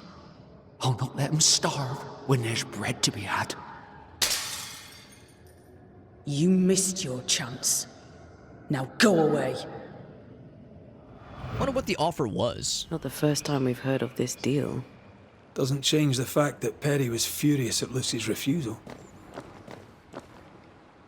Enough to kill, though? Enough to kill? Seems unlikely. It's cute. That's what I keep coming back to. Like, there's something else. There's like another component of this. Had a little poop. I think that's actually kind of chill. I like that. That's really chill. Herbalist book. Suncus asper. I feel like I'm looking at Morrowind reagents right now, like Morrowind plant names. Chytorium domesticum, Heracea magus, Frondilla prima, Senecio vulgaris, Jacobeia. I like the vulgaris one. I hope that means it's extremely vulgar. Well-thumbed books. Lucy Barrow's an educated herbalist. An alewife, fierce and educated. I bet folk were intimidated. And suspicious. We should search the mill. We just came from the mill, but fine. Is there anything hidden in here? I guess we couldn't get into the door without the key earlier. There's nothing else like hiding in plain sight or otherwise here. Can't get up to the second floor, although the second floor might not have anything anyway. Anything on the outside? There is the teleport option down that way, and that actually might be something to consider as well. Is there anything in that little section? We already kind of looked on the outside, although I wasn't in ghost form. I'll kind of look around. Anything in ghost form? Usually it's pretty obvious. I will jump over to this building as well. The fact that she was like a really... This Lucy character was like a very accomplished and well-read herbalist is impressive. I might be able to help with that. How does this work? Do we stand? I think we have to climb up here. Whoops. There we go. Might be a jump to be had up behind the wheel there. We'll have to stop it spinning first. I'll look into that. Okay, okay. I see you. Guess I haven't been in there before. I thought I'd already been in there at one point, but maybe not. Take a little look-see. Can't shoot the lock. Not from here, anyway. Something from inside that we can shoot? Nothing obvious. I'm guessing this is probably locked from the outside, from the inside, rather. Yeah, sure enough. This door is locked. We might have to just go right to the mill, then. This might be as far as we can go right now in this little area. Said he couldn't shoot the lock. Okay, I'm looking to see if there's like anything obvious. This game usually is pretty good about like if there's something you can shoot or something you can interact with. It like pops visually pretty easily. It's really obvious when there's something to be had. Interact with here. So sure enough, let's go back to the sawmill then. I'm surprised we haven't found the guy since our initial conversation. So I mean, I guess the sawmill is the most likely place where he could be. It's as good a place as any. Oh, never mind. That's not, well, I mean, maybe that's where he is, like the original mill area, but the question is, we're not going back to that one. We're trying to explore this one here. Let's go back up. See if there's another little angle. Trying to, like, get in here. Because if that door is locked right there, and I have eyes on the door from here. Again, nothing really obvious here. Maybe there's something else hidden. It also...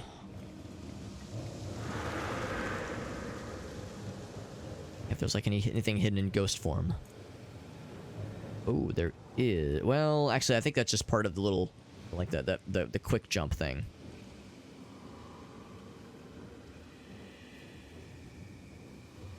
It's locked from the inside side. I can't shoot the lock from here, at least.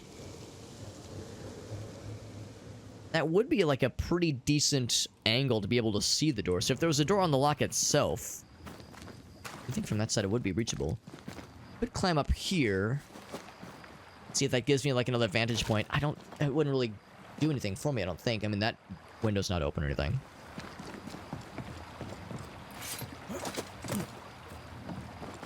So as far as like getting an entry point on the door, you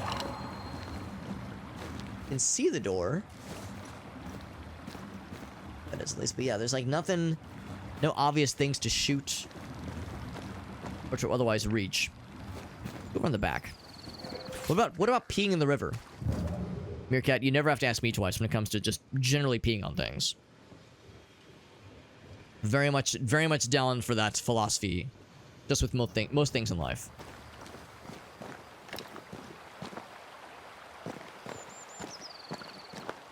A little glint in the on the wall. That's just a collectible item, so that's nothing super crazy. And other cute animals, including Shayna. Hello, Shayna. Unless there was something from inside the house. If the call's coming from inside the house, that would be unexpected.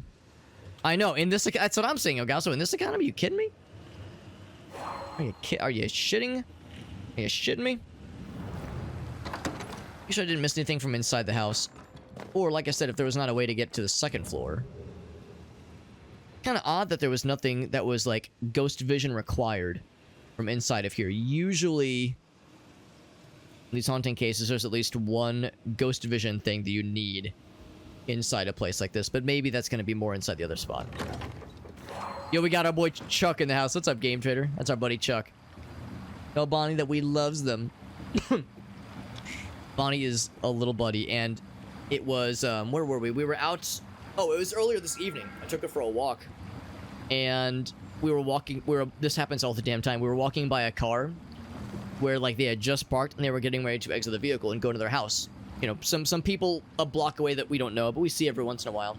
And Bonnie is such a people dog. She sees a car pull up, and she sees, like, doors about to open, and she instinctively is like, oh, friends, oh boy. And she's, like, motioning. Of course, she's on a leash, but she's motioning to, like, because she wants to see the car open, the car door open, see the people, and then just jump in the car. Because to her, cars are like fun adventure boxes, and they always have friends in them. that specifically are there to see her. And let's be real, she's probably correct. If there are people around, they're there to see her. If they're allegedly there to see us as well, then we're just an afterthought. She's the star of the show. But it's always very cute. It's like, Bonnie, we don't know these people. You don't just jump into random people's open car doors if you don't know them. It's, you know, there is such thing as stranger danger out here. But she doesn't know any of that. She just knows people. That means friends. It's very cute. I was thinking maybe there'd be something in the, like, maybe if there's like a hole in the roof or something. You know how these places are. Everything is like disused and not very well maintained. And I'm gonna feel like a big old dumbass if that window right there just had something I didn't notice, that open window. I'll feel like an even bigger dumbass if I have had the ability this whole time to just jump into that open window, just hoist myself through. But I think we would have seen the prompt for it earlier. Yeah, she is right. She is right if that's how she assumes. She is correct. Because that's like, you got this like tiny little baby opening for babies. Yeah, that thing is shining, obviously. As it's a collectible. This little rope caught my eye earlier in the foreground. But that's the thing, like, usually you don't have to strain so much to be able to see into a, like, interactable spot like this. The nice thing is that there is infinite ammo in this game, so I can just kind of fuck around and not have any downsides. This window is not open, by the way. We need to get in. We need to either get into that side or like shut off or like otherwise halt the mill. Well, I mean, one thing that comes to mind is that halting the mill could be done by stopping the flow of water. So if I could like somehow dam the water, that'd be an interesting solution.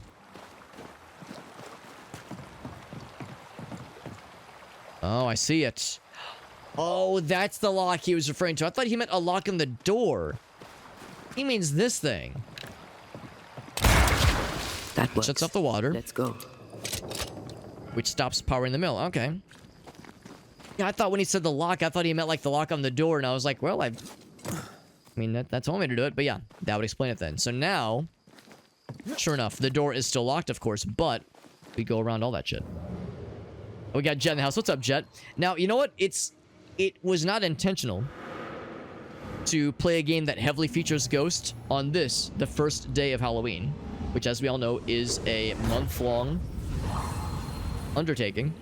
Well, quite the operation Mistress Barrow is running. I can't say I like intended that necessarily, but I'm glad for it. I'm glad we're playing a game that features Ghosts so heavily on October 1st, the first day of Halloween, the first of 31 days. It's good to see you, by the way, Jet. Jet, do you have any fun, like, spooky things planned? You were playing some games the other day when you were streaming, and I was lurking like a little creepy lurkingson. In fact, I'll ask that if anyone has, like, spooky games they want to play, or even better, or maybe not better, but equally viable spooky movies they want to watch.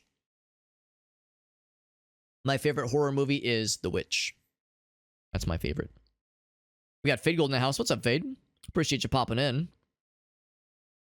Ran towards home, but jumped into some other stranger's car. Oh my gosh. But they did phone animal control, right? Yeah.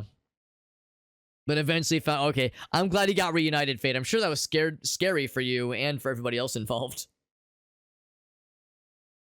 That is... That's like... That's something that Bonnie would absolutely do. Like, if she were to get out, she would very much just, like, befriend a random person, and they would hopefully see her dog tag and be like, let me call this number. Some Phasmo, yeah. I knew you were playing some Phasmo earlier, Johnson. That is a good one. I haven't played Phasmophobia in, like, I want to say a few years. In fact, I think my last time playing Phasmophobia was with Jet and Alina, actually. We played a couple years ago. So 69 to 5. I think this is basically, like, a year or so before the... Well, no, probably like maybe a month or two before the events of this game. So this is much more recent. So letter of appointment for Lucy Barrow. The grip of terrible events. Decided to leave and take those who can travel with me. So this was when they initially set out for the New World, as they called it. 12th of June, that's a little bit surprising. And they're traveling to this new little hovel area. Or not hovel, hamlet, that's the word, hamlet. Your beer is of excellent quality, appointing you as the official alewife of the Harrows, right. Okay, so that's not like super, super wild. We knew that she was the official alewife. His genius given the title alewife to the alewife. She must have loved that. So this is locked and it stays locked. I can't unlock it myself. I'm surprised Perry Cottell found no substitute for Barley. Some men can't think beyond what they already know. But this, I think, is about wounded pride. I mean, he was trying, but failing, obviously. It's changed a whole bunch. Yeah, I know there's been a number of, like, pretty big patches. I remember when I first played, like, 3 or 4 years ago, yeah, it was, like, it was very good, but yeah, like, they hadn't added hardly any of the, like, major changes that they'd added. Like the new tools and whatnot they added. I mean, some really significant reworks a few years ago. I'm sure there's been a whole bunch more since. So I'm pretty out of the loop, unfortunately. So this is from Lucy to the governor. Artist to paint my portrait. And we did see that blank canvas in that other house. Want to be faced to put on my legacy. And then something else was scratched out. My work is believed to be remarkable and deserving of immortalization. Not many recognize alewives, and I believe it is time for a change. That is a bit of an odd request. An official portrait to be painted. So maybe she had a bit of an ego as well. I mean, I suppose it's not the strangest of things to imagine. Reminds me of Mother Louse's over on Cheapside. Wonder how the old alewife's doing. I'm sure she'd be glad to see you back on your feet. She was a good friend, and I needed one. Appreciate you popping in, Fate Gold. It's good to see you. We're playing Banishers, Ghosts of New Eden. We actually played this game back in February of this year, back when the game first came out. And it was really good then, and it's very good now. That. It's the drunkard's jackpot. Don't get excited. Once upon a time, finding this lot would have made my day. And we're getting back into it. Part of it because there's a new Dare Drop campaign that includes a few dares for this game. The other part of it is that this game is really cool. And again, it's October 1st, so a game that very heavily features ghosts in it. It's a win-win-win.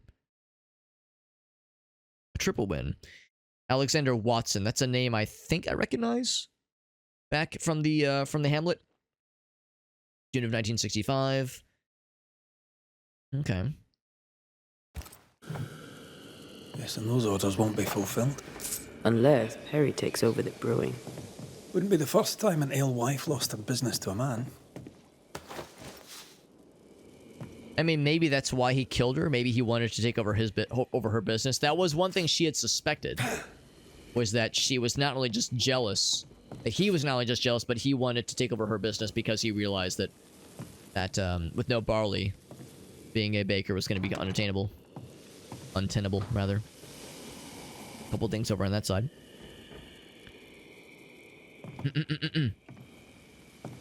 And else they saw my MS Paint. Oh my gosh, yeah. I'll do the portrait.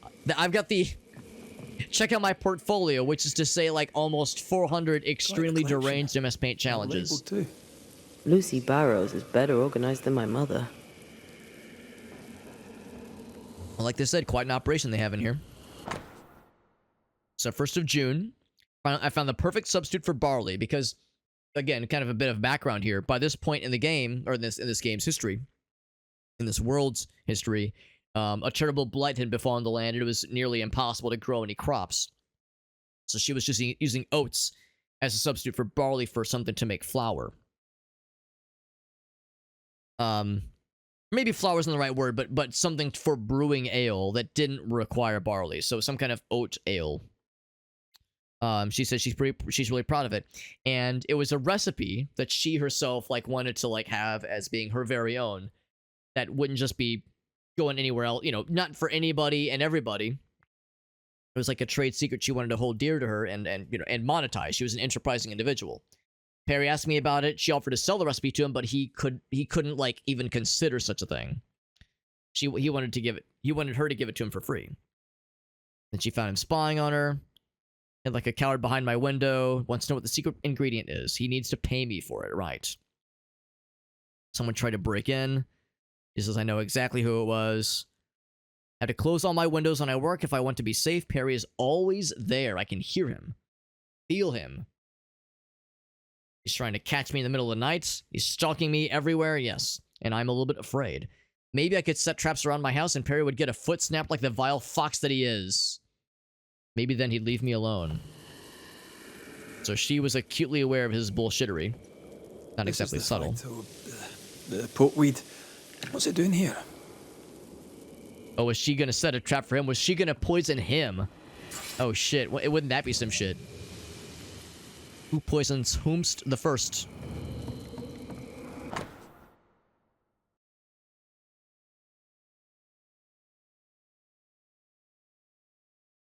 So interestingly enough, in her house is the mortar and pestle that was used to crush fixings to flavor her ale, and maybe also the pokeweed, this toxic, or I guess poisonous, more poisonous.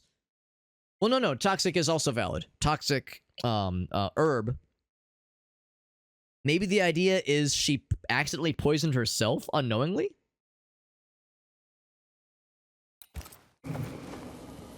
This is our ghost tie, and a memory hangs on it.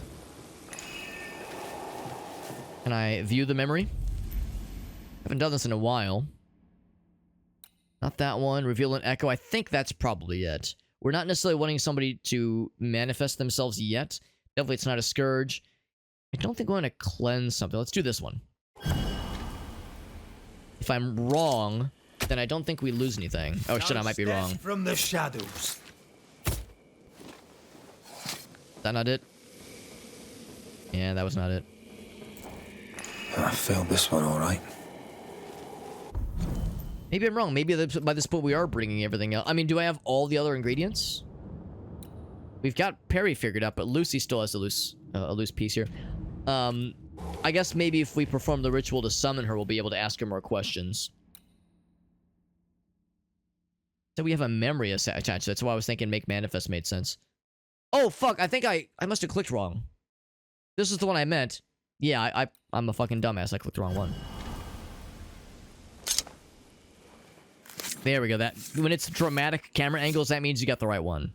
A drop. Is this like a wheat ale? Rain. It said it was oats, I think. Oats instead of barley. We're brewing ale.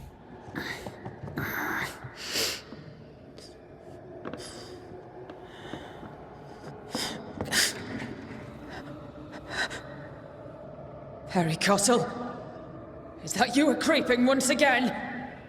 You can die first before I give you anything. I think she poisoned herself by accident. She wasn't looking. She was so paranoid. Best run, Cottell. Have a stick and I'll not hesitate to use it. She took the fight to Laka instead of the Yeah, horse. she fucked up. A sad fate. She was so paranoid she wasn't like paying attention and Afraid grabbed the to wrong use her herb. Individuality. She lost everything instead. Without her secret ingredient, I still can't make bread. Was that Perry downstairs we just heard? Brewing with anything even remotely fermentable? That's the thing, like, you'd think somebody wouldn't have at least tried brewing with oats before the events, you know, shown here. I'm sure... That's kind of weird. I'm sure, like, historically speaking, someone tried it. Maybe it wasn't as commonly known. Certainly not in New England times in the late 1600s, but still, I'm with you. It's like someone surely would have done it, right? What are you doing in my house, you horrible little man? Dear Lord, what work of the evil one is this? Lucy Barrow. But you're dead.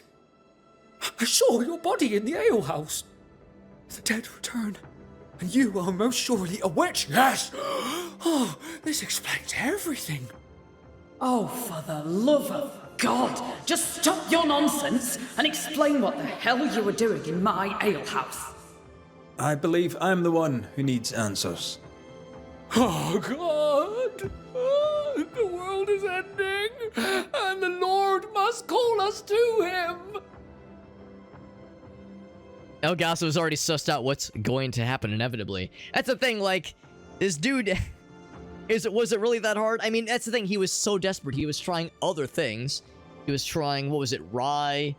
He was trying coffee. I think. No. I'm thinking of her list of ingredients. What was some of this goofy stuff he was trying? None of it was like tenable. Didn't think to just try. Oh, it's something which I'm sure is quite plentiful.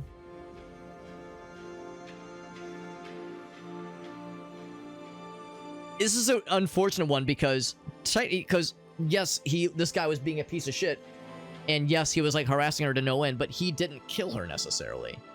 Her death was like was an unfortunate accident that was spurred on by this guy's harassment, obviously. But you know, did he pull the trigger on killing her? No, obviously, no, he didn't poison her to death.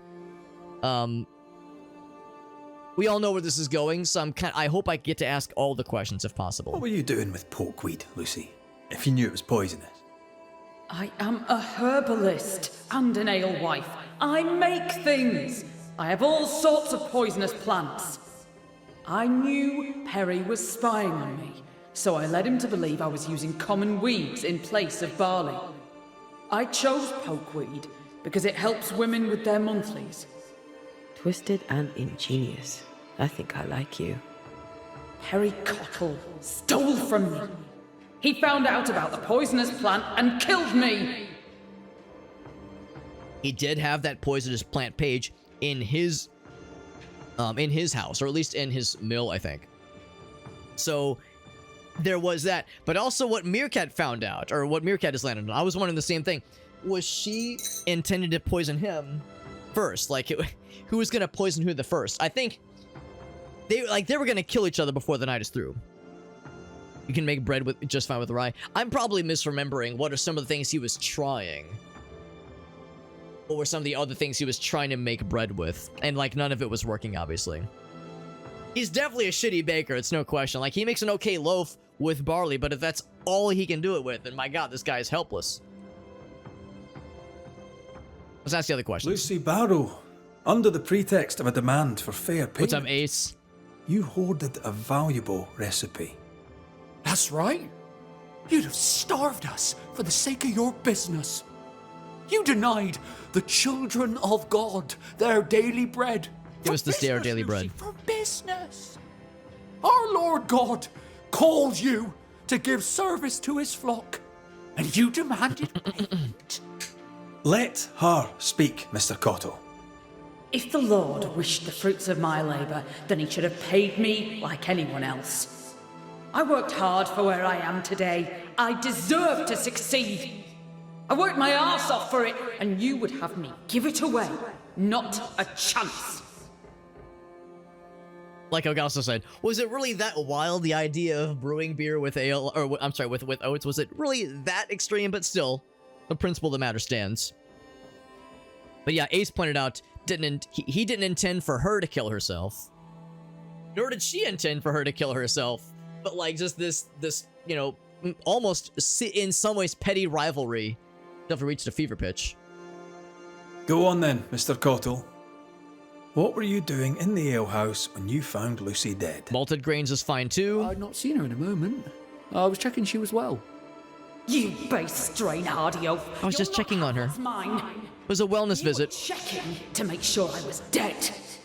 I was doing no such thing. But you were, Mr. Cottell. You spent weeks harassing Lucy here for her recipe.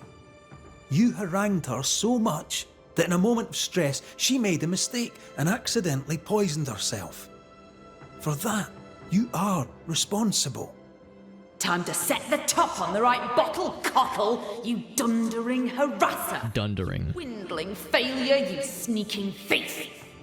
I never meant to. I am none of those things. She had it coming. Devil worshipper, witch, selfish woman. I do appreciate in like a moment of duress, a character like that just turning into a sniveling like, I'm so flustered. I'm so mad. Oh my god. Just, you know, losing their composure like that. We all know where this is going. To work then. Let's do this. Yeah, great. That's right, Ace. You fucking nailed that shit, right? This is one of those that's not entirely satisfying. Because, again, at the end of the day, did he Did he, like, you know, plunge the knife? Did he pull the trigger? Did he poison her?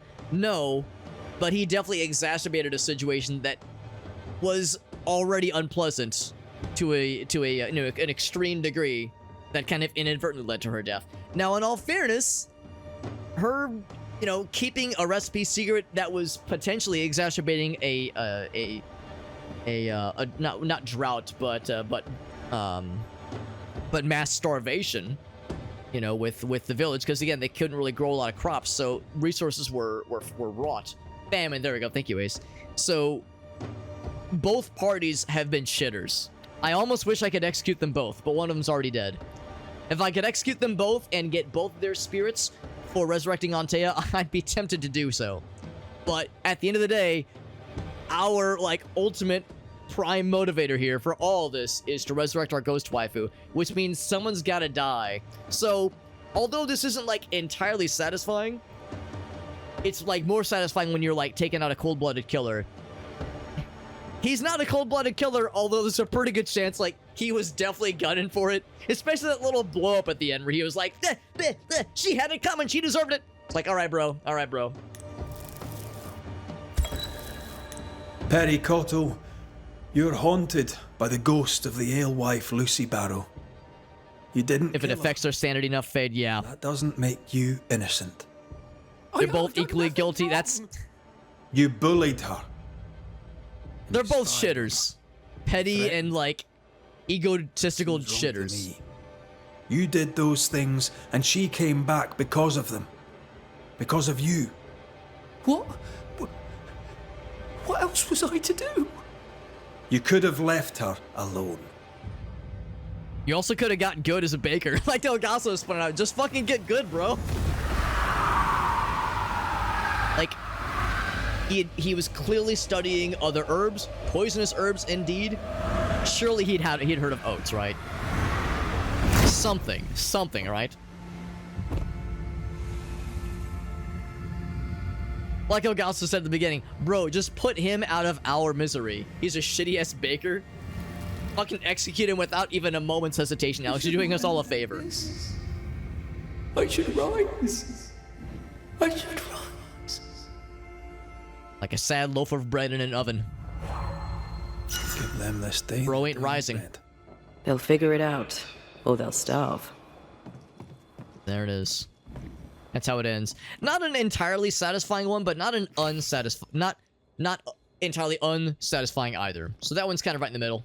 At least this is open now, which is nice. We have the key then for Perry's actual spot. Back in the village? I think it was in the village. So actually, yeah, I'm gonna just fast travel back to there, back in the Harrows. What I might do is sneak over to the Creeping Ivy real quick.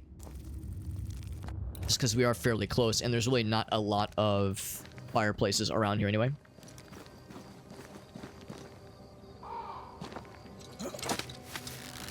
Ace, you actually, and Elgaso, I know Elgaso likes this movie too. You guys know I might, you might remember, thought I watched Chicago for the first time earlier this year, back in, or no, it was November. It was November, but last year. This was just before Dexter passed, unfortunately. And I'd heard some of the songs out of context, and I'd seen some clips out of context, but I never actually just sat down and watched the whole movie, and I loved it. But of course, for a lot of people, oh god, what's the name of that song? It's like the chorus is he had it coming. He had it coming all along. If you'd have been there, if you'd have seen it, maybe you would have done the same. The Cell Block Tango? Cell Block Tango, thank you, Agasso. Yeah, that's it. So yeah, whenever I hear that line, that's where my brain goes.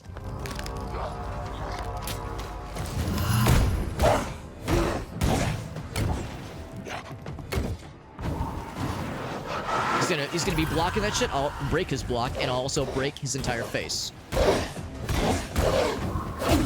Oof.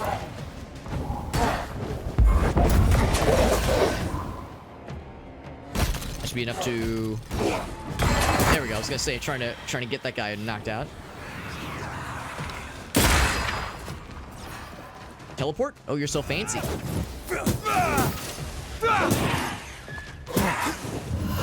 Oh wait, no, it's this one. There we go. Piss off! He says, piss off. Piss off, you bloody wanker. Although our guy is Scottish, not British. So bloody wanker wouldn't really be his kind of thing to say. What's a good, like, Scottish insult to throw at somebody? Like a good thing that somebody like Red would say to a bad guy as he's vanquishing him.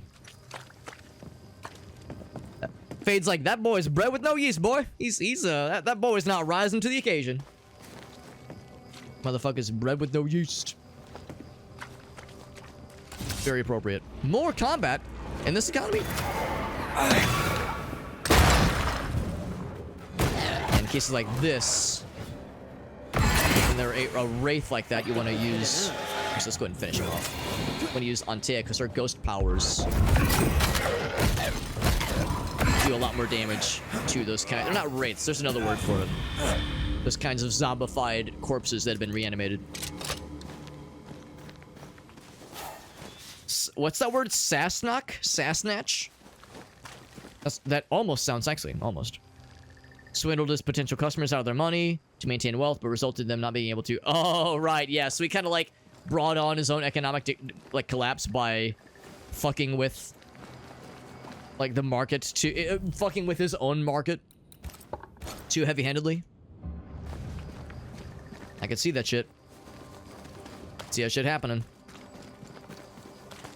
Yeah, it's like going for like that short-term benefit while like causing long-term damage that obviously fucks him up in the in the long run. I believe it. I do believe it. Killed the economy. Yeah, it's like he was kind of the victim of his own undercutting, hoisted by his own financial petard, as it were.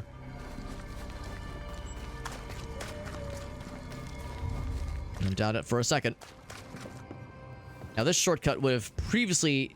We've been here before, but we haven't been able to traverse this shortcut before. Because we only, fairly recently, in the grand scheme of this game, only, like, just acquired the ability to disperse with these roots. I aim the corrupted heart. You aim at its roots. There's one here. Oh, there's one up there as well. So, is it control? That one there. And then that one there. There's a third one somewhere up here. You know, I'd almost fancy. There we go. Trust me, you don't want a garden.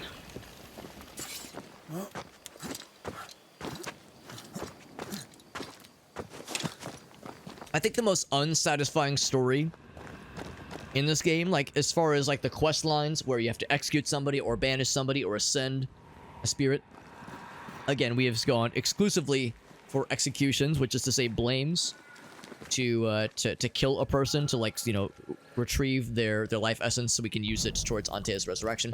I think the most unsatisfying one, and I will say this is mild spoilers for a side quest, was probably this one, the school teacher, with Marcy and Hugh. Because, like, Hugh... It was unsatisfying because Hugh fucked up, but Marcy was, like, a willing participant in the situation. Like, Hugh pushed her into believing that she was a prophet. Like a Christian prophet, and that she was having visions that were of biblical significance, and that the only way to like ascend to like a new level of being with these visions was to starve herself. And she like, and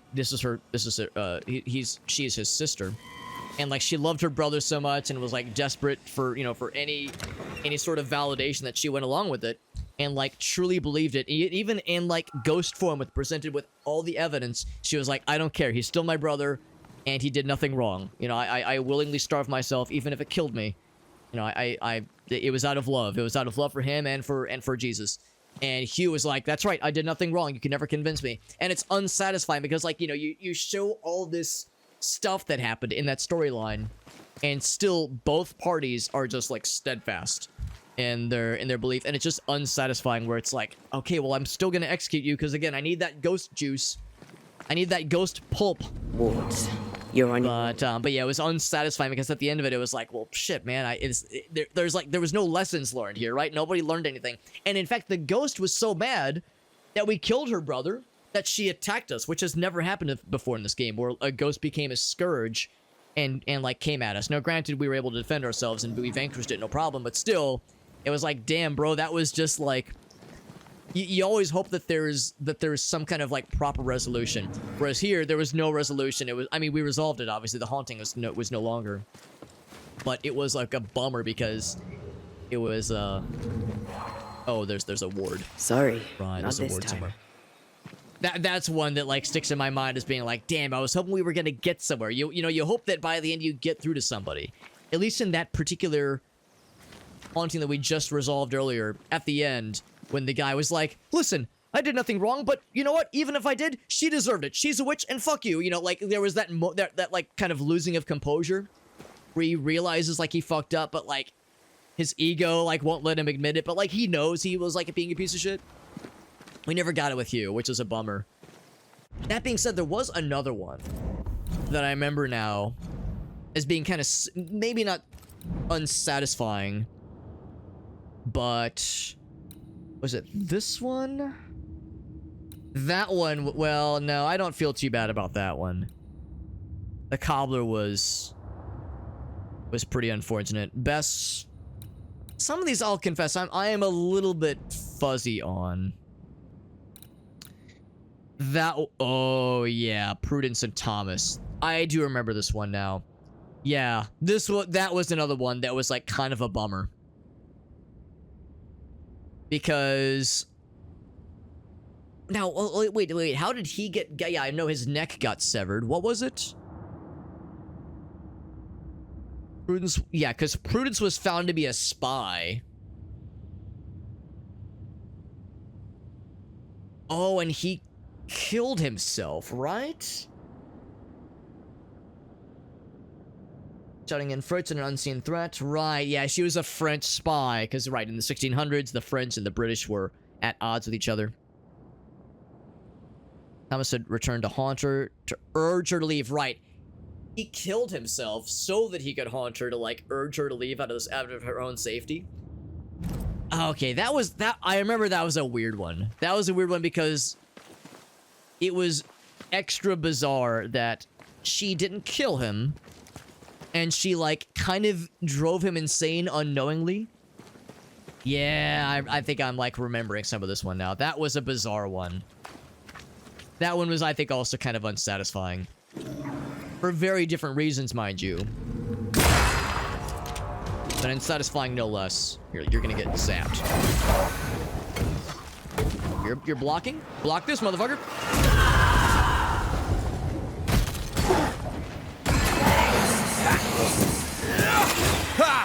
I missed.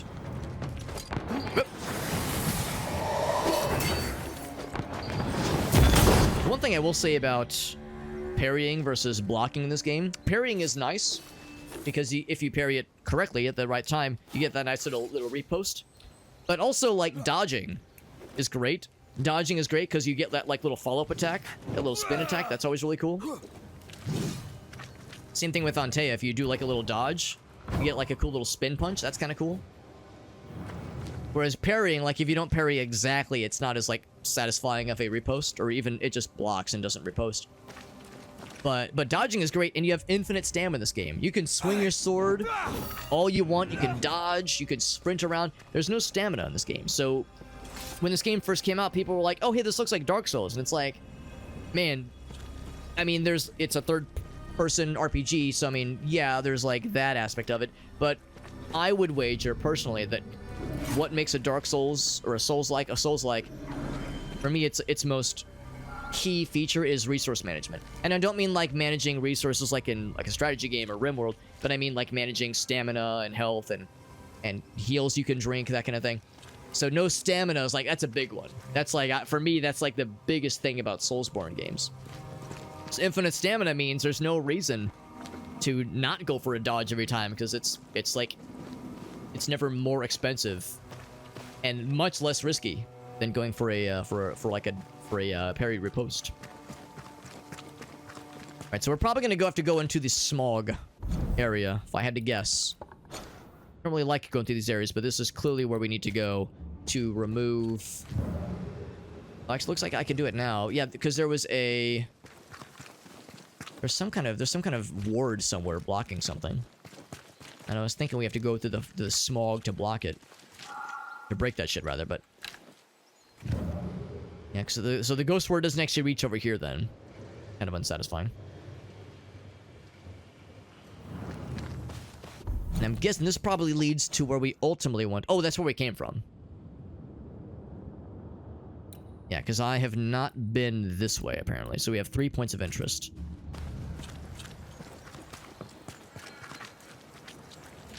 Wait, is this where I came from? Like I would have noticed these things. Yeah, I've not been here. Or at least not tonight I've not been here. But this indicates we definitely have been here. So I think... Yeah, I think that's the issue. Okay, getting a little bit turned around. That's kind of what the lady was doing, harming her market to sell a product that would no longer prior to... Right, yeah. Yeah, so that's kind of what you were getting at, Ace. Like, the idea of the lady, the alewife, refusing to, like, bend to, like, selling her, or even giving away her trade secret. She was, like, trying to kind of artificially inflate the market. She was an enterprising individual, and we learned that she was very well educated, which is impressive. And, like, she wanted, you know, she felt belittled and, you know, maybe even taken advantage of by the men around her in that village. So, like, she definitely had an axe to grind. But that chip on her shoulder, you know, caused you know, untold amounts of tragedy to her and those around her. No, well, Beware. exacerbated problems around her for sure. Yes, I don't think so. Can't switch off right now. I think the ward is somewhere in there probably. So we'll have to go down into the smog at some point. Faye just says, kill them all, bro. Just kill them all. Sekiro does not have stamina, but it has a posture system. Interesting. Yeah, this game really doesn't have any sort of like, oh, you're in the wrong stat, like the wrong state, or the wrong, like, some kind of poise, or some kind of like status amount. No, granted, there's switching between physical and ghost form, and there are certain combat situations where you're definitely more effective in ghost form or physical form. But there's really no combat situations where you simply have to be in one or the other. It's just one is usually more like encouraged.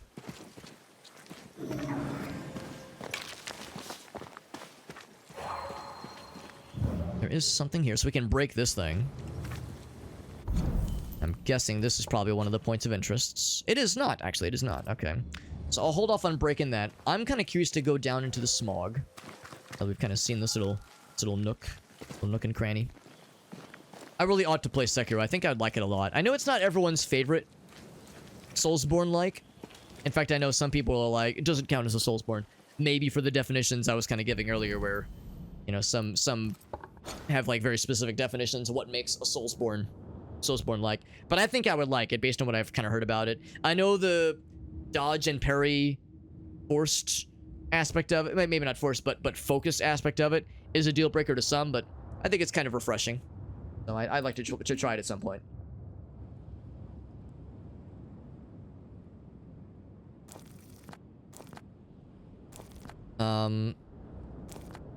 Yeah, I kind of want to hit up both of these, honestly, but let's...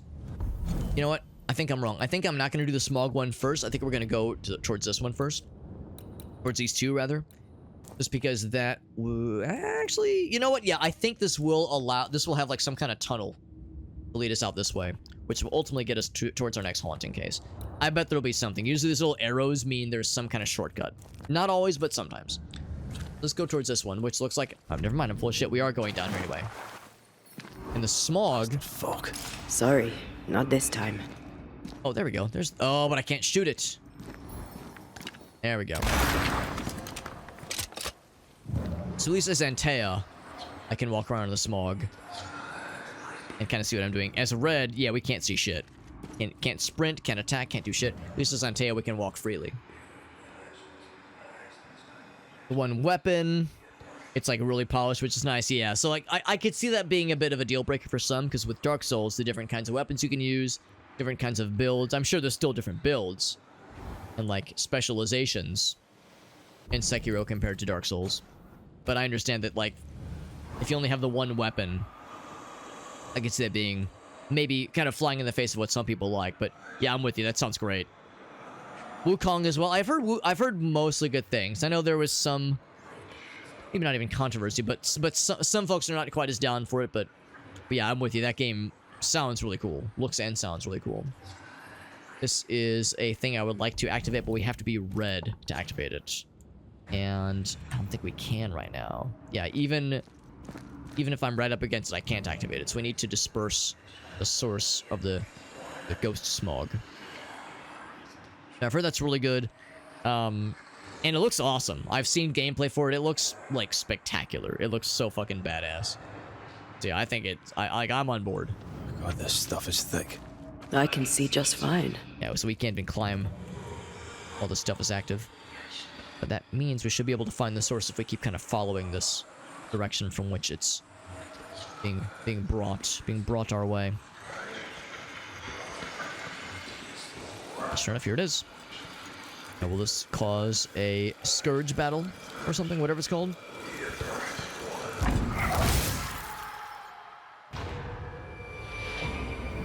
Something doesn't like us. Make a run for it! Run for it? Oh, because he's shooting stuff at me. I see what you mean. 1, 2, 3. Uppercut! Bam! Knock him on his ass.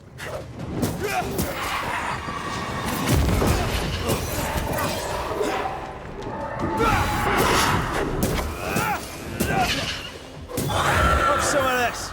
Wasn't too bad. Just the one fella. But they maybe throw a few of them at us. And just like that, this place is nice and open. Open season. And then, what exactly is this? That thing. Oh, okay, just some monies. Nothing crazy. The combat in Black Myth. Yeah, it looks super freaking cool, man. Sounds amazeballs. That guy, there's a couple things I wanted to snag. Kind of passed along the way. I am curious. Oh, that's right. There was the upgrade station. I think that increases our max health, I think. Or maybe it's our max spirit energy, but something good. And really good. Speaking of something really good, looks like Meerkat's got something for us. That's always cause for celebration. Let's snag that in just in but a meowment. So this is definitely where we want to go next. In fact, that will lead us closer towards that particular point of interest.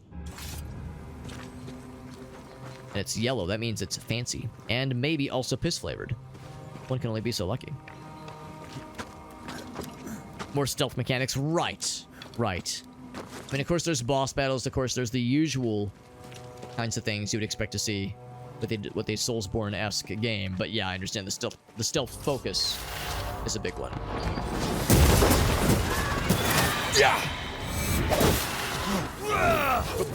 Oops, 5 save. Target these things. Like, whoa, shit. Ouch. I'm getting fucking juggled. Goddamn.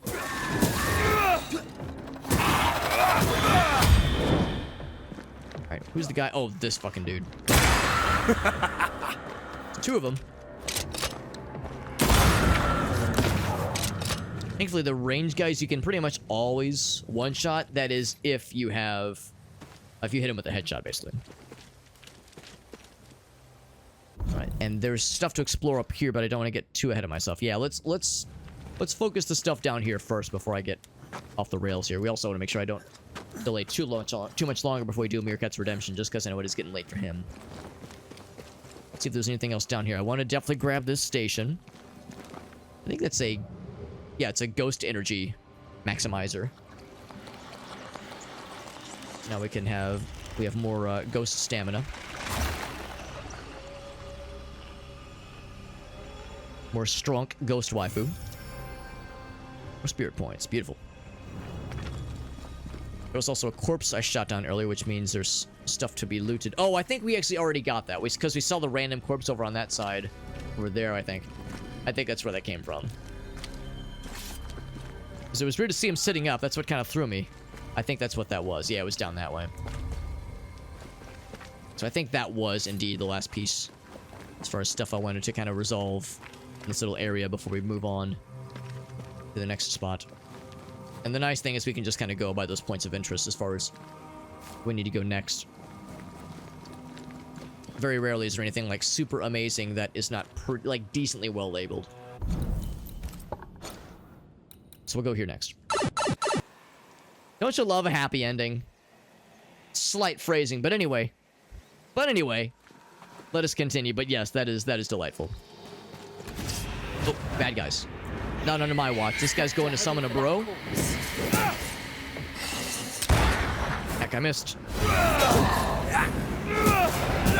Have a bit.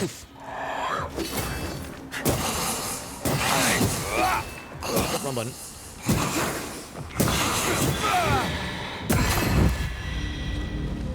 Yeah, they were going to, like, materialize one of these dead dogs into a dead dog zombie. That's what they were trying to do before I interrupted their ass. I love happy endings. My favorite kind of massage. Yeah, you kind of picked up on that very subtle little, like, I love a good happy ending. Then I was like, no, wait a second.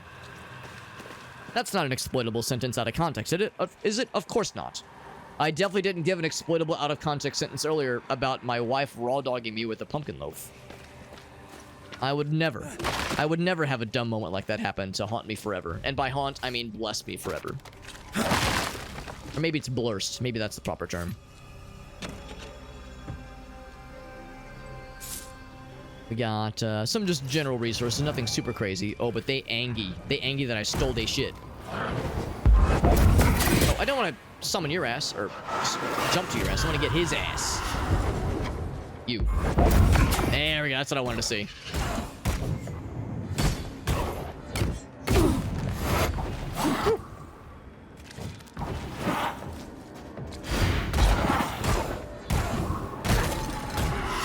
Something coming up behind me. Woo! Oof. You're done. He wants to shoot stuff ranged at me. I'll shoot stuff ranged towards him as well. There we go. Turn the sound effects down a little bit. I think I'd already done so previously, but we'll turn it down a little bit more. Sound effects, yeah, I'll turn it down to like 60. Some of those like pops and explodies, a little bit on the loud side maybe. Dope ass bread, but it gave her a tummy ache. Oh, the whole loaf. That is how it goes sometimes. Also, we unlocked a new fast travel opportunity. That's kind of cool. That explains the point of interest. Eating an entire loaf of bread will do it for sure. That will happen, unfortunately. Like, I'm not, like, one to judge. We've all overindulged and lived to tell the tale in some way, shape, or form. But yeah, eating an entire loaf of bread will fucking do it. That will definitely do it.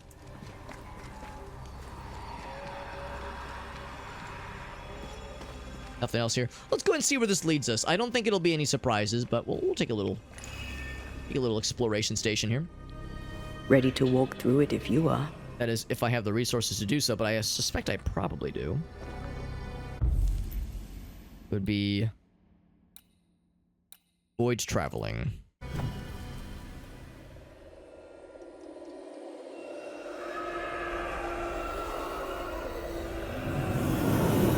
I like this transition sequence a lot. It's so cool. I love that shit. And now here we are in the Nightmare Dimension.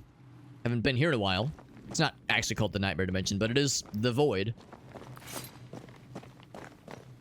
And we have, you know, we got like the progressive metal album cover dimension here. We need to kind of fight our way through this, but we also very much have a vested interest in seeing where it leads us. Because it could actually be, if we survive getting through here, we could very much get a nice little shortcut out of it. For convenience sake. A whole bunch of little fellas. Here's Bonnie the dog. Get to this one. Oh wait, how's he got the? Oh, is someone shielding him? Right. It's these guys. Hold on, we have a Bonnie the dog experience. We got Bonnie the dog. Hi, sweet girl. Yeah, she's wagging her tail. She's so happy. Look at this happy girl. Here, I'm gonna like kind of move my legs. So there we go. More of her head is visible. Look at that good girl.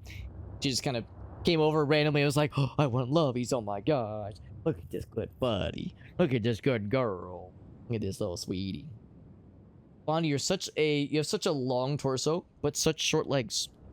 Such a long sausage torso, but such short legs. She's such a good girl. She was a very good little buddy. Earlier, we went on a, I have to choose my words carefully, an exterior excursion. An excursion to the exterior premises. She was a very good girl. She had a good time. A good buddy. She pooped like a champ. Honestly, it's kind of a bummer because whenever I do a good poo-poo, there's no one there to congratulate me and tell me I'm a good boy. But when she does it, you know, I get to scoop up her poop with a little baggie and tell her she's a good girl and give her treats at the end. No one ever gives me a treat. That's okay, though. That's okay. That's what happens when you're a good doggy, right, sweet girl? Good puppers. Good puppers. That's the thing. She's got, like, you probably know, she's got that long snoot. Boop. I want to boop that snoot. She's got that long snoot. So sometimes when I'm playing games, my hand will be right here on the mouse, and she'll, like, get her little nose underneath my wrist and just go bloop. And it's like, okay, I gotta give her attention. That's the rule. That is the rule. Your dog takes bigger shits than you do? Can I ask, how big is your dog? Because there have been a couple times where Bonnie pops a squat and it's like, damn, girl, what you been eating? I say as I'm the one feeding her. So yeah, it does happen sometimes. But like, Bonnie's like 30-something pounds. She's not like that large. She's not that large. Whereas some doggos are like near triple digits. Ouch. Ouch. Just say, let me do like a parry riposte, because I know it's kind of cool when you do a parry riposte. There's like some splash damage, I think. Oh, look at that. More perfect switch. Yeah. More of that kind of thing. Let's do that. Big damage. This would have been a good opportunity to do the like the 5 perfect parries in a row, because this is a good incentive to do so. Ouch. Have a bit of this. Got achievement for defeating enemies with parry ripostes. Ouch. Ouch. Ouch. There we go. It's like instant kill. I forgot about that. There's like modifiers to these areas. Whoops. Damn, I'm getting fucked up. Take a little sip. A little sippy. There we go. Not a full kill, but did pretty alright. Ouch. Wasn't a perfect parry, just an imperfect one. There we go. Yeah, bastard. Still something shooting shit at me. Is it up here? Oh, wait, he is up there. I see him. Sneaky boy. There we go. And to buy the extra large bags. She's almost 70 pounds. That is a decent sized chonker. That is a decent sized chonker. But of course, you weigh more than 69 pounds, Meerkat. So I understand what you're getting at. It's like, how is a creature that is lighter than me, probably by a you know, a reasonable degree, able to produce so much? They're just built different. They're just built different. And also, you know, they're eating like very meat-heavy diets, whereas we're omnivores. You know, we eat meats and veggies. It do be that way sometimes. Our guy giggles with a successful parry riposte.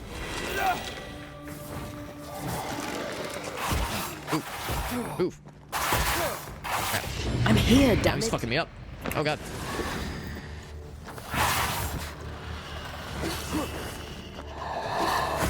Shit.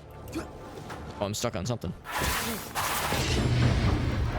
And that's a quick attack pattern. It's like I'm trying to get my handle on it here. This kind of forces us to get good with the parry riposte. Oh. Getting us stuck like that. Also perfect switches. I'm not sure I know what that entails exactly. Shit. I think I got lots of the drinkies. That's a regular Perry. Shit.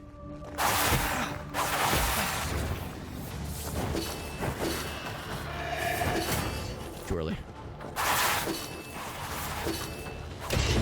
Shit. Oh, damn. That's a really hard one to time. I need to get like my hang of it here. Haven't died in a while in this game too. Going to drop a deuce in public. People might tell you, well, there you go. Maybe that's the key. Try that again. Maybe it needs to be in front of more people. Also, you know, if you're taking shit on the ground, if you're taking a shit on the ground and you're seeing, you know, the after effects, you know, you're seeing the product of all of your hard work as opposed to seeing it in the toilet afterwards. I don't know, maybe it's like a visual thing. Maybe it like seeing one form of taking a poop looks more impressive than the other. Like taking a shit on the grass versus taking a shit in the toilet. Maybe it's like this needs to be we need a more scientific and more like consistent way to measure these two directions. They are technically omnivores. Fair point, yeah, because usually dog food is not exclusively just meat. But it seems very dense. It seems like dog food seems like there's like a denseness to it. And of course, we eat dense food all the time too. Ouch. Oh, do these guys still do melee attacks? I honestly can't remember. I'm gonna just assume that they don't. There we go, yeah.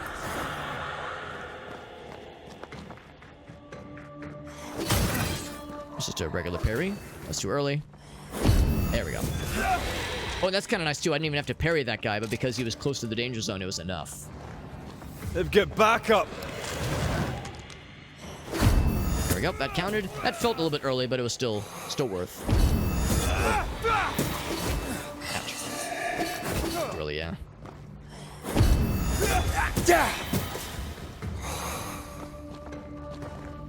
Maybe locking on is helpful too. Incoming. Is there more? There is more. Oh, there he is. Try this on for size.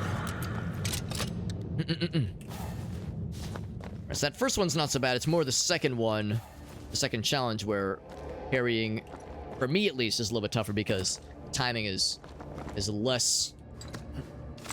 It's less easy to read, and maybe it's just because we haven't fought as many of those guys as often. Make sure I didn't lose anything here. We don't fight those guys as often, like the more elite purple boys. And if I do, I don't have to rely on timing the parries. I can usually just kind of dodge around them and just take them on otherwise. But now we're kind of being inclined to take over this other non-standard means of taking them on. Yeah, perfect switch, post parry, post run. Post run and post dodge attack damage. There we go. Good damage there. Where was this earlier? Oh shit. Whenever he does that little rearing back thing. There we go. Move yourself. Switch over so he doesn't get me on that one.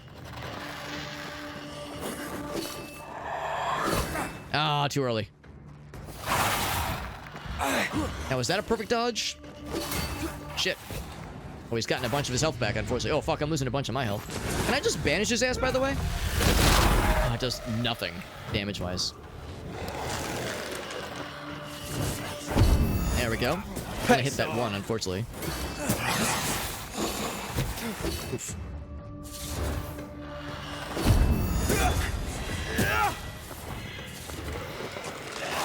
There we go. Look to me. Unfortunately, he got a lot of his health back. They heal back real quick. Oh, shit. Ah, too early. Oh, man. Damn.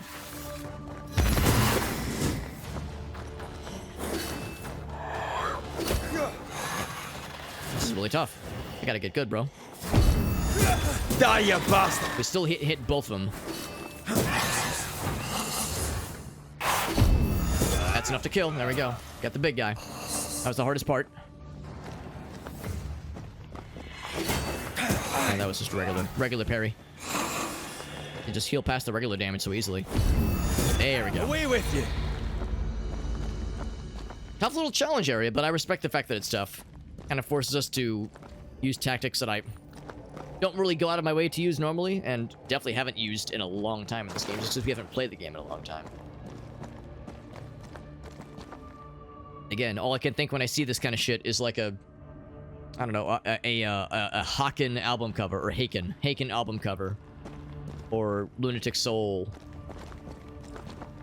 or Leprous. Yeah, you know what? Leprous would be much more appropriate with this kind of aesthetic. But we have one more series of challenges. This is probably going to be the more or less the big one. Of course, we have to dispense or dispel those towers. This isn't over yet.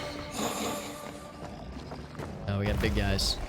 I'm not even sure I can parry their attacks. I might have to try the perfect dodge, as we've heard so much about. Gotcha.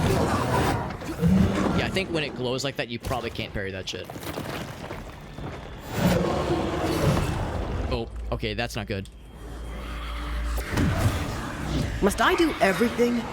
Thanks for saving my ass. There we go. You can parry them. Raging fandom. This gotta be good.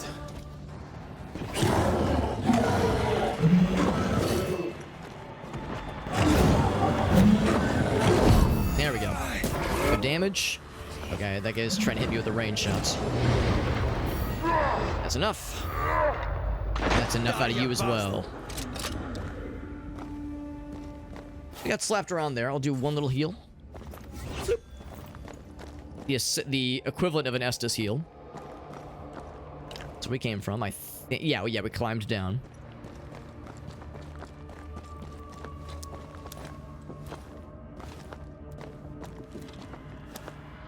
Presumably we're getting near the exit.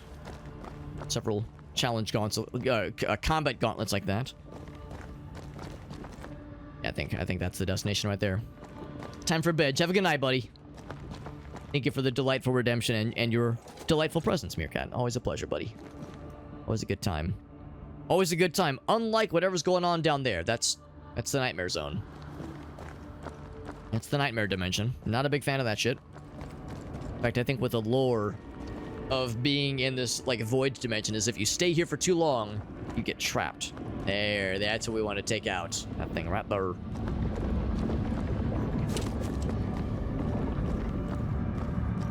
Nice and spooky. Got some sorrow times.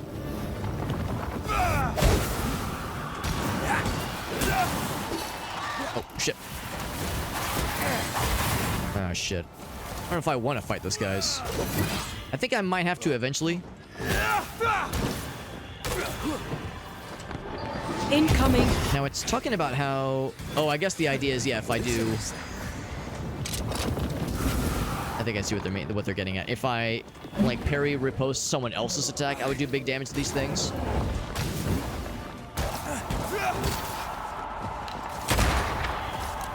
So yeah, we're not doing a ton of damage to these guys, but I think they're supposed to be fairly tanky. Oh boy. Alright, this launching projectiles at me. I'm gonna just see if I can focus this thing, because I know dropping its shield is a big deal. Oof. Took that thing out. I don't know if it's despawning bad guys. I think we still have to deal with the bad guys.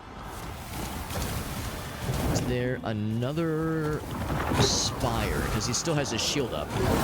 Maybe I have to kill the baddies. For one thing, I can just shoot that guy in the head. Oh, no, I guess. No, I can't. I gotta land my shots. There's one up there. I see it. Thankfully, there's like, we're doing decent damage to that one by shooting it. But Heads up! I wonder if there's like a better way to do this. Oh, I missed.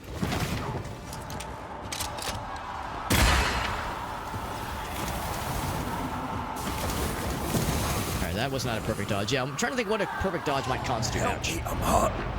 Oh boy. Little heal. There we go.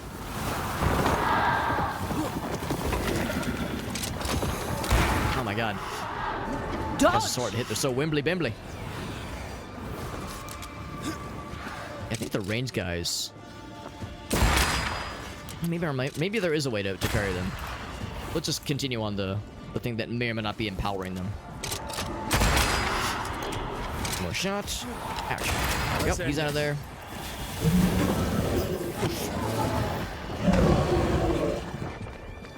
What if I just ignore all of them and go for this guy? I think it might despawn them, maybe. Oh, one shot.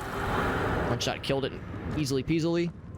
It did despawn them, which is good, because yeah, that would have been pretty tough to fight all of them exclusively with parry riposts, but we got there. Got a Void Spirit out of it too, and also, I don't know if you saw that, but a permanent +3 to, I think, all of our stats. So it just generally helps. Let's get the fuck out of here. These places are scurry.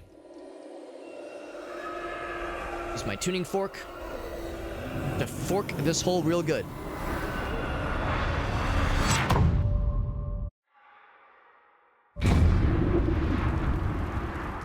And where did it spit us out? It actually spit us out at the very beginning of the game,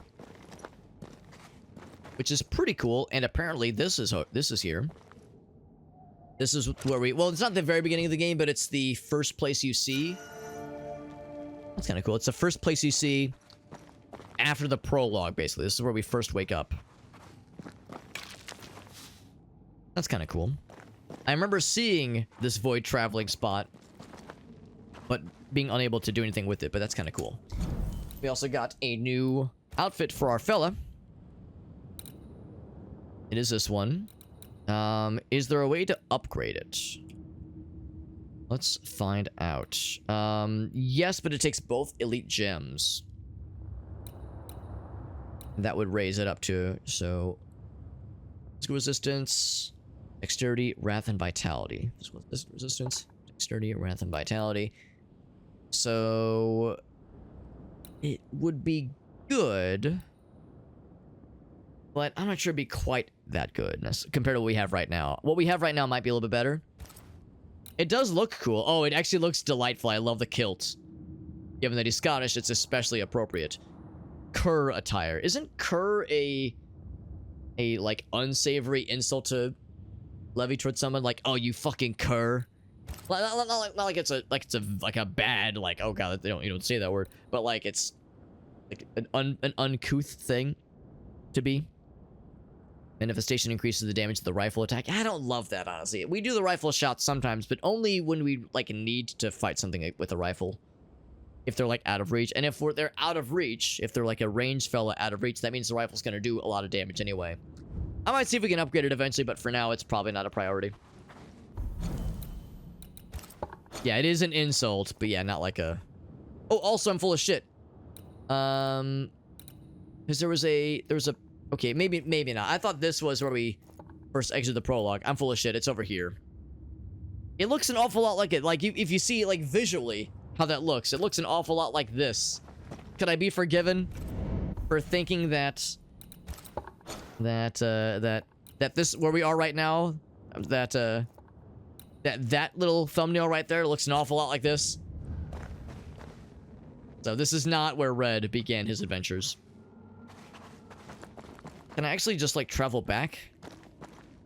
Yes, I can't. I guess the idea is we close it behind us. I thought we could still use that as a shortcut. Anyway, there's nothing else over here, I don't think. Because once you drop down, it's not as easy to get back, obviously. Go ahead and jump on down. Because, yeah, we can't just climb that wall. Already been to that treasure chest, obviously.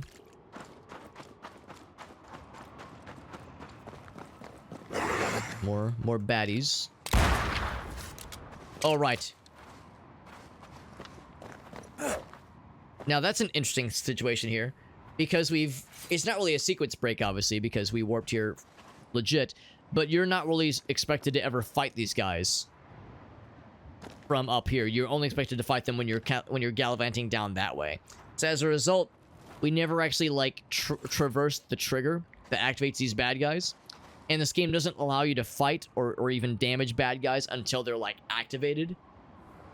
So there's this, like, weird situation here where we're, like, right in front of them, we're slapping around at them, but because the game has not registered that we're, like, able to see them, Because usually the trigger to activate them is over here and not over here. It's to prevent you from, like, sniping bad guys from afar, like that guy. You can't snipe him from afar, even though the bullet is, like, going towards them. Visually, the game prevents you from, like, getting kind of like a quick, easy kill in that sense. But because of that limitation, we can't do shit against that guy. So now we have to, like, go out of our way to activate them. It's kind of silly, honestly. Kind of silly. Actually, for that matter... How do I get to them? Oh, can I drop down? Oh, I can just drop down here. And now, suddenly we're off to the races. Ain't that some shit? But this guy, that's not gonna fly. Uh-oh.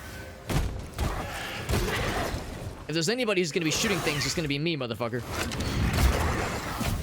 Ouch.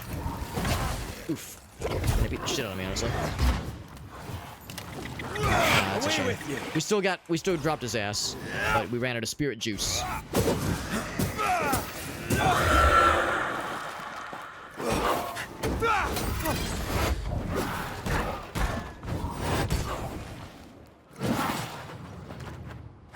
Gotta be a little bit careful and also choosy about how I choose to use my juice here. These guys are chonky, and also I don't have a lot of spirit juice to go around. What if I just do one of these?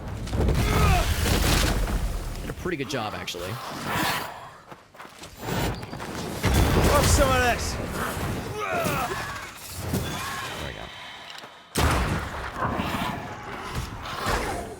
Don't have a lot of the spirit juice to go around, but thankfully we've been able to kind of bank up some as we're... Oh, there's another one trying to do his shit, isn't there?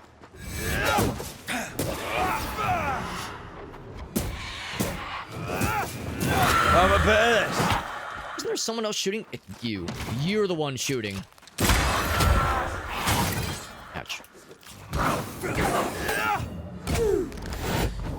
Guys are fucking beefy, goddamn. And we're, I think, a reasonable level to fight these guys, and yet they're kind of kicking the shit out of me. Oof. I missed.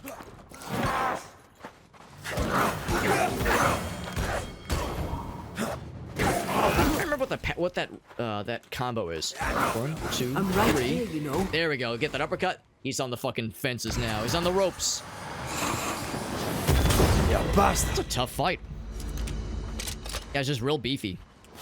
And early on, he like took a lot of our spirit juice out, our spirit hit points, whatever it's called, ghost hit points. So we were unable to hit him with the stuff that drops his armor really quickly. And that's the thing. Red does really good damage against specters and ghosts, evil spirits and whatnot, but Antea does extra damage against zombified corpses, that kind of thing. Kind of encourages you to switch off and not just focus on one flavor of combat forever. So the good news is there is a fast travel opportunity back this way. We're kind of right in the middle between where we are right now, the next fast travel spot with the resting space, as well as the harrows that I want to go back to so I can loot the that one dude's chest. And also there's still another point of interest back this way that we never did resolve. So I do want to go back towards that at some point, especially because it's yellow, and I think that means it's like something pretty interesting. It's not main quest related, but definitely worth at some point. So it's something really good. I like that good shit. Let's, I am kind of curious about going back this way, if not just because of this thing right here. Spectral webs. Oh, never mind. I don't have the required manifestation. I'm full of shit. Really, I don't have the, for some reason I thought I had the ability to disperse those webs. So never mind. In that case, this is kind of all a dead end. There's just nowhere else we can go then. Guess I could like kind of loop up that way, but that seems unnecessary. So in that case, I think I'll just go up this way. Continue. I think it would save us time in the long run. Just go right to the goods, right to the harrows. A harrowing tale, but worthwhile, I think. Although I should be kind of paying attention to my surroundings and looking for things to snag and re-loot. There might be some fairly valuable things that we'll need eventually. And you know what, in all fairness, I have not looked at upgrading my gear in a while. And by in a while, I think I mean forever. I've never looking to upgrade my gear, and I really should. Well, not since February or March. Not in like 6 months. Also, I learned only recently you can actually kill these things. And it's a very worthwhile resource. I went a shocking amount of time before realizing you could kill those things. So that alone does mean some revisiting of areas is worthwhile. Also, I did make this climbable, I think. I think it was always climbable. Usually when you see a station like this, it means it's an area that can be made into a shortcut with a rope, or it was always climbable. Yeah, mongrel, right. Yeah. Yeah, just, it's not like a slur, but it's like a thing levied against someone that is unbecoming. Yeah. Surly, cowardly, yeah. Not at all a positive quality. So if he... Although it's spelled differently. K-U-R as opposed to C-U-R. Maybe that makes it less unseemly.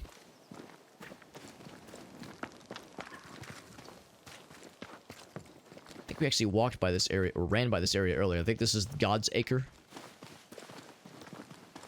This is the Dark Woods. I'm slightly mistaken. I think God's Acre is up that way. So I think we were here earlier. We're going this way. Yep.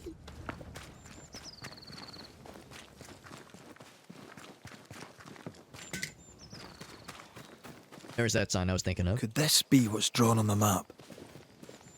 Also, I'm looking for...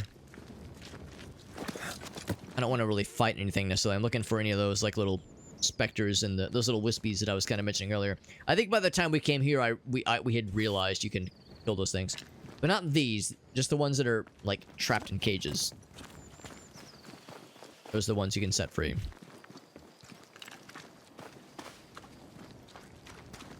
Gotta be this way. That is some helpful and some cool intel. Fade, I appreciate you looking that up. Confirming my suspicions. On this way, I believe. Bloop. Yeah, we were here earlier. I appreciate the lack of loading screens, by the way. I know that these little spots right here, you know, like, they didn't have to put that spot here. They could have just made that a little tunnel. But putting that there in such a way, I think is like a fairly, I think, well-disguised loading zone.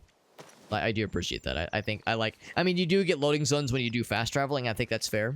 But they're pretty brief in the grand scheme of things.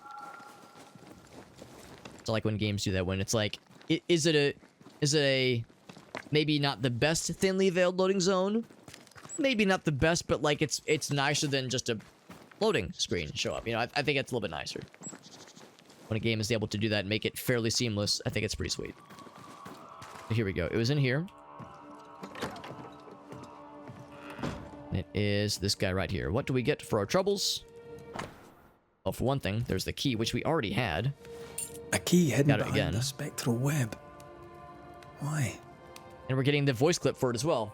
And it even says, you have gained 0 alehouse keys, because we already used it. So that's an odd little bug. That's okay, I'm not going to judge. Game development is hard. Shit like that is easy to miss. So we got a number of really nifty herbs. I'm not sure if any of them were like super rare or hard to find. A fungus. We've definitely found a lot of the waxy caps and the green hellebores. That's not exactly new. Some silver, some sulfur. Yeah, I think a lot of those were like fairly common, but eh.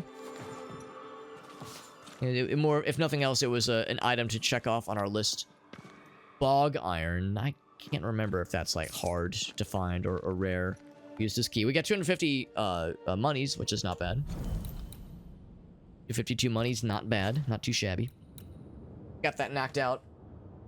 There is a point of interest down here. Some kind of activity.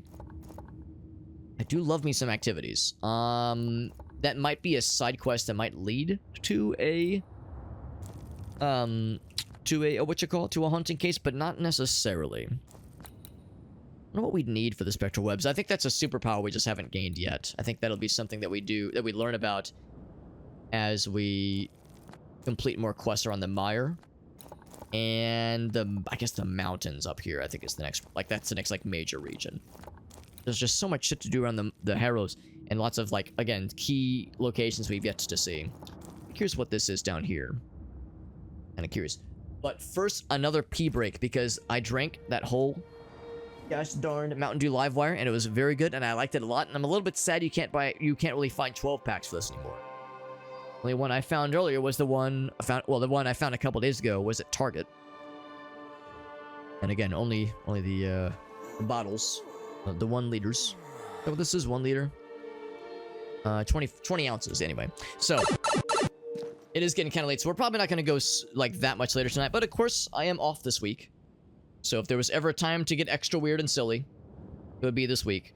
But, I mean, I want to be, like, somewhat productive. There's, like, stuff I want to do around the house. Chores I want to get caught up on. Errands I want to run that are harder to do during the, I'll just say, easier to do during the week, but harder to pull off during a week where I'm working, obviously.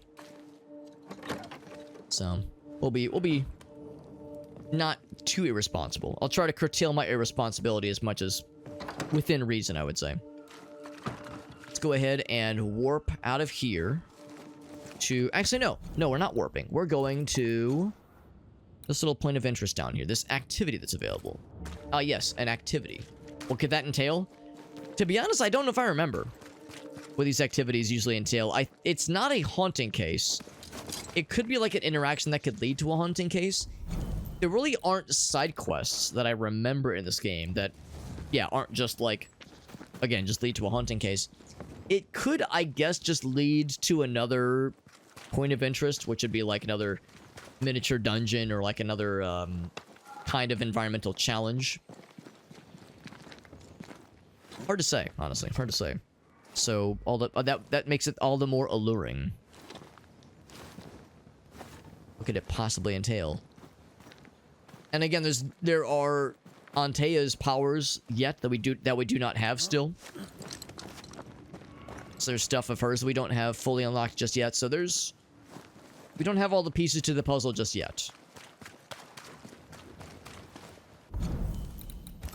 So we are generally going the right way. In fact, it's probably going to show up on my mini-map, my compass rather, fairly soon. We've definitely been here already. So I find it odd that there's an activity that I wouldn't have already taken on. Now, that being said, this is... Oh, this is like Dorothy's place? Is that what it was called? Oh, gosh. The old lady that had... It's not that she had gone senile. That's kind of a reductionist description of what had gone down exactly. Jesus Christ, that was a fuck ton of damage. It wasn't that she had gone senile. It's that she had, like, become so... Run, fuck you, man. It wasn't that she had gone senile, it's that she was so, like, distraught over how her husband had died, I think. Or no, it wasn't that she was just distraught. There was something else. What was it that made her so, like, distraught to the point of it kind of causing her to lose her mind a little bit? Oh, it turned into a big man.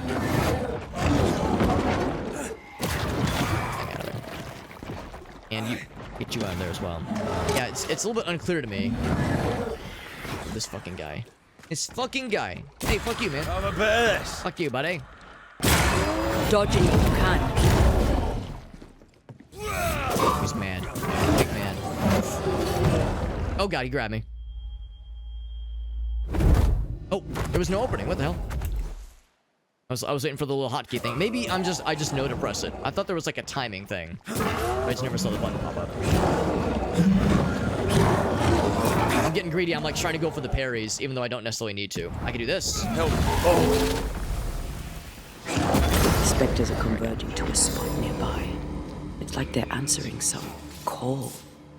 So why were the bad guys converging here? I guess that's what activities can also entail. Can entail a combat challenge that might involve some light puzzle solving and investigation work. Yeah, what was it that caused the old lady that used to live here? The old widow. Was it that she killed her husband? The sea captain, right. The captain was her husband. And she'd forgotten something painful.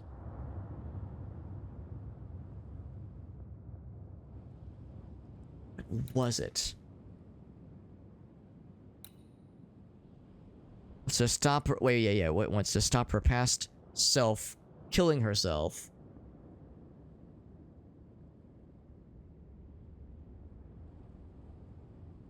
He'd been married and lived nearby. Couldn't remember her husband. Seems to have forgotten something painful.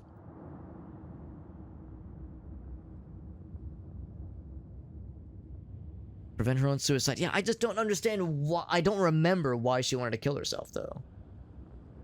Something that, like, caused her to be so distraught. And when she remembered what made her distraught, it, like, led her to, like, to ruin. Yeah, this isn't... it'd be nice to have, like, a little bit more intel. Wants to stop her past self. Oh, that's the key right there. Deborah. That was... Right. That was, like, the first person to be executed under, like, suspicion of witchcraft in this village. And Hephzibah was the one who, like, initiated that finger pointing, and she regretted it deeply. That's what it was. And, like, she regretted it so much. So her husband thing, yeah, she wasn't, I mean, she was sad about her husband being dead. But I think his ghost was, like, trying to, like, bring awareness to the situation. Like, he was trying, yeah, I think that's what it was. So ultimately, yeah, she had, like, kind of chosen, or not chosen, but she was, like, traumatized out of remembering what had gone down. And as she was, like, starting to remember it, it brought her to ruin. That's what it was. So the question then of something else being around here, let's go back to where she died. Could that possibly be the answer? And she died. Yes, she died from her wounds. How did she die? Technically, we're the ones that executed her. Technically, we might have kind of slightly killed her, but at the same time, we have our own ulterior motives here as we're trying to resurrect our dead girlfriend. See, now I'm trying to get those parries off. We have our own ulterior motives, and also she was, like, beckoning us. Like, she was like, listen, I'm, like, caught in this cycle of guilt. She's like, I'm caught in this cycle of guilt, and it's like, ruining me. I need you to, like, put me out of my misery. So, it's kind of a mercy killing in a way as well. But yeah, it was that cycle, because it was almost like a... It was like the ghost of herself was haunting her. Hence why, in the thumbnail, you see, like, the two kind of sides of her. There's the ghost self and the living self. Yeah, I remember that. I remember that one was, like, an interesting one. And a sad one, too. But it was unique. The idea of, like, someone's own spirit haunting them while they're living. Because, like, the spirit knows where things are going.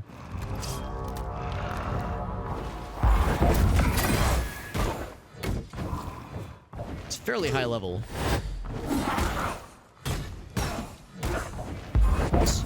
Switch back. Oh, shit. I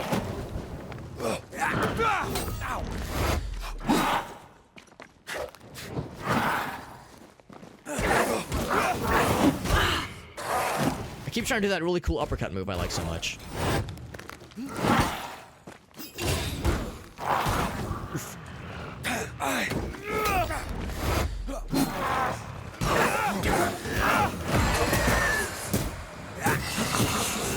Think you could take on go. a ghost?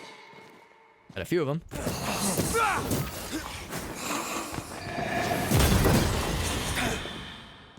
Still know where that came from. Is that it? Alright, so, sure enough, this is the source of the activity that we're following here. I sail towards my end. Land ho, and God bless you, Red McRae. Yes, because she had asked us to put her to rest. Oh, it's her husband. That's what it was. It's the spirit of her husband. Let's hope Hephzibah's die has appeased Richard's wrath. I can't hear the spectral whistle anymore. Looks like we prevented a scourge. So I guess the idea of, yeah, killing off those ghosts prevented a scourge from spawning. So that was the activity then. So we'd placed a stone there, which I guess that's maybe that's like some kind of significance of like completing a gravesite or something. I know some religions do that, like placing a pebble or a stone at a gravestone when you visit them. But anyway, did that conclude that activity? I guess it does, or it did rather. I don't know if we really got anything from it other than just, you know, we got to fight some shit. But I guess that does, it kind of imply that, yeah, there was maybe some unresolved business with the death of her husband. Because that was a key part to her story that I remember was almost maybe a little bit misleading. Given that, like, she had previously been married but was denying it and claimed to have forgotten it, but was, like, actively trying not to remember it. And I think it's because she knew that her husband would be, like, ashamed of her for accusing that innocent woman of being a witch and leading her to execution. So I think that's what it was. Like, she was like trying to remove parts of herself from her past or otherwise because, you know, fear of what they would, how they would or would not approve of how things went down. I'm thinking more about the stuff that was up here. There was like a really cool little area over there I kind of want to knock out at some point. Of course, there is a thing to bring us there anyway. Just because it's getting late and I don't want to initiate a haunting case by this point. I want to like have that be a fresh thing. There's some stuff up here to knock out, another activity that is probably related to one of the previous quests we knocked out. So what I might do is maybe hop back to the Harrows, maybe warp to either up there. I might just go up here because this is fairly self-contained.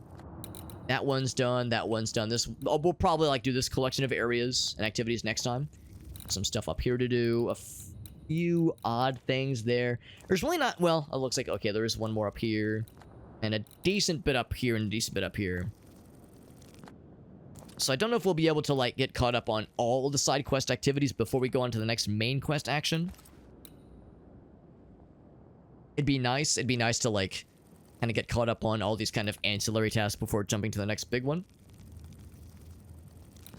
For this week, that is. But yeah, I would say let's warp. Well, I don't have a ton of warping options. Let's fast travel to here at least. And from there we can kind of skip up top. So the nearest fireplace would be back at the Harrows. Resting station, rather. Be back at the Harrows. And I don't think we can actually climb that fella. Yeah, I can't actually climb that shit. That's okay. It is nice getting back into this game. It's one of those games where it's I find that I like am easily drawn in to, oh, let me complete this side quest. Let me complete this task, especially because they're listed out for us on the map. It's really convenient. And it's cool revisiting areas and picking up things we left off and resolving those instances where it's like, oh shit, I don't have the ability to open this chest or get past this puzzle. But now we do, and then coming back later and seeing what's changed and what has stayed the same. I like that kind of thing, but also it does draw out the game quite a bit. You know, we probably would have beaten this game by now with the hours we put into it had I just mainlined the main quest and said fuck the other things. Surely by now we've like gotten enough of some of these more common resources.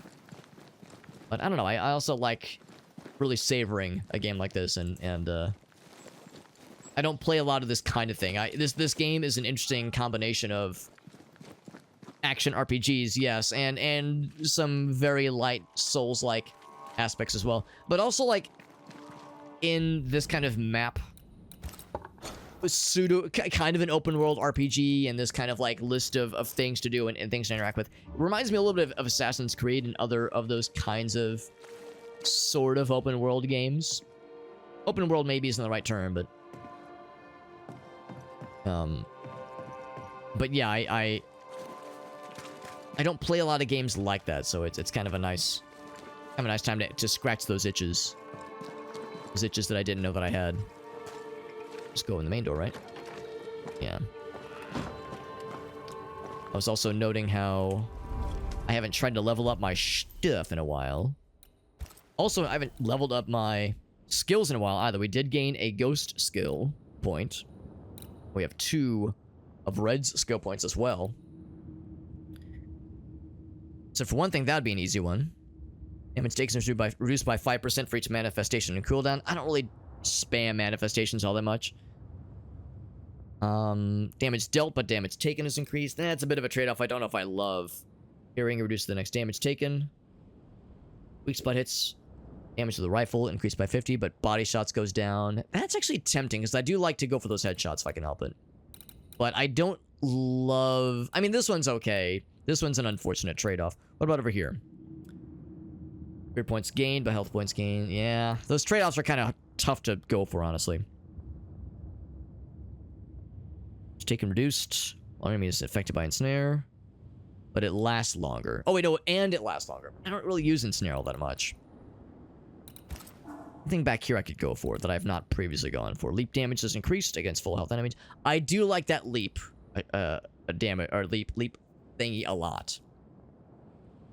Mistaken is increased to kind of a glass cannon. Are there any others I could go back for that I haven't previously gone in on? See, I realize like we're being locked out of abilities here. More decoction. That's really nice. Ah, man, that sounds really nice, honestly. Oh, there's the perfect switch we learned about. Right after a second heavy attack to trigger a punch attack that ignores resistance. So 2 heavy attacks. I don't really lead with heavy attacks all that often, so that's probably not the bestest. But that's really nice. Useful remain sounds really good. Whereas these aren't... I mean, that's pretty cool. I like that one. But I think this one is better for, like, longevity reasons. Longevity raisins.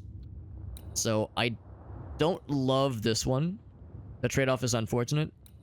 And this one won't really benefit me necessarily, but this is so useful, it's worth it. And then... I guess I might as well, like, snag one of these anyway. Health gains reduced. I'm not a big fan of that one. And again, I don't do the post-parry attacks. That would have been helpful in the dungeon earlier. I'll go and snag that for now. So we got that. Oops, wrong button. And then... inventory.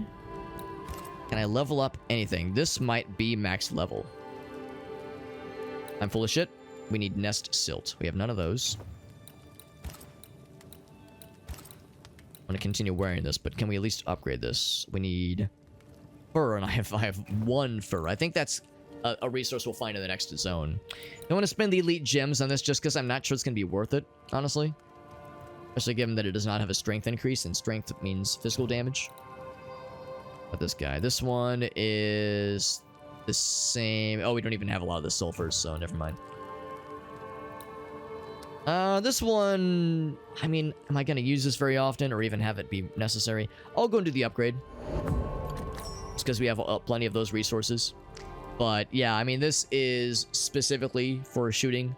And there's very rarely am I, like, focused exclusively on gunnery. And yeah, the Scourge accretions, yeah, this one, same kind of thing. This one's not quite as exciting. This is, I think, the standard loadout anyway. Yeah. Takes 2 of those anyway. Yeah, we don't have a lot of the Scourge accretions. I'm not quite as excited. Go for that one. This one is... let's just see, actually, I can't do the upgrade yet. But we're pretty close, honestly. Pretty close to the upgrade for this one. Got the soul shards. Sure. Go for the upgrade. Don't have that one, though. We can even look. Vitality goes up a bit. Health goes up a bit. Dexterity goes down, though. I mean, the strength stays the same. Dexterity, though, does sound nice. Makes the next rifle shot crazy powerful. Restores a little bit of health. Is good. I think we have other things that restore health, though. Yeah. I think I'm okay with that. What about this guy? Scourge accretions once again. We'd be able to get it leveled up pretty high. We'd be able to get it leveled up to this point, but only for a melee damage of 18. It would be equal to this guy anyway. Sorry to get that excited about it. Scourge accretions are such a rare resource. This one actually would get pretty good, but I would still be short of a Scourge accretion. This one gets quite good. So that's one to look at. One to look for, rather. Elite gems, yeah, those are pretty expensive. Nest sill. I think we found one of those ever. Yeah, this one's not very impressive. It's one of the starting weapon upgrades. We do have a Void Splinter. Yeah, I mean, the Vitality is good. And the Spirit Health is good. I'm just not impressed. We would do so much less damage, and that'd be upsetting. This is max level. We can't level that up more. We need more of the Winter Greens for the next upgrade. And the big one with this one is health recovery. So if you have an like unimpressive health recovery, then it's not even really worth looking at them. Like this one, it gets pretty good at max level, but we need those nest silts. So I mean, I can like look. Need more magnetite, and of course a billion more scourge accretions. Not secretions, accretions. Yeah, even max level, it really can't hold a candle. I mean, there's other nice benefits, but health recovery is what... There's really not much reason to have a health recovery item if not for the health recovery status. But I mean, sure, having other nice benefits is nifty. I guess you could think of it as like less of a health restoration, more of like a temporary buff if you're using it that way, but I don't know, man. In games like this, a health upgrade or a health restoration is health restoration. It's real simple. Whoops. Yeah, really none of these... We've really done a pretty good job, previously at least, in maintaining these things and leveling them up with just an easy level.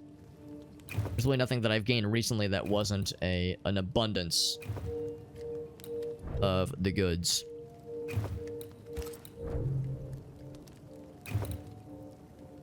Yeah, like so many of these, the nest silt and the void splinters, I suppose, and the scourge accretions, and some of these other kind of ancillary resources that we haven't really found in a while, or we haven't found yet because we haven't been to like the main place that houses them.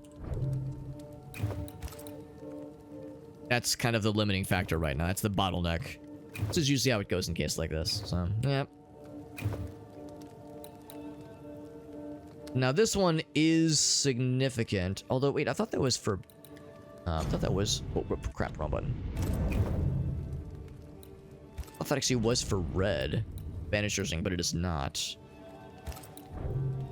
It's for her.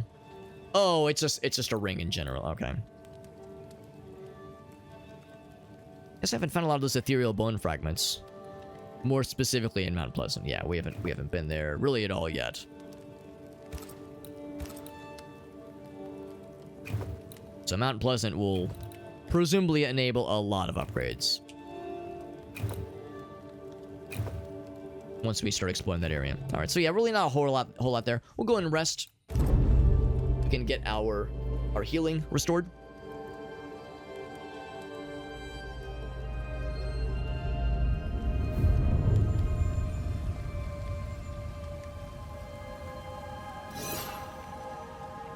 I like how as the camera is kind of revolving around us while we're sleeping, I like how the compass updates accordingly.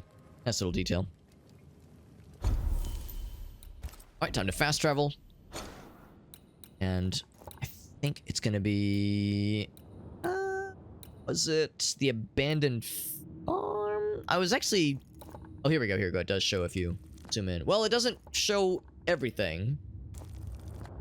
Here we go, it's up here.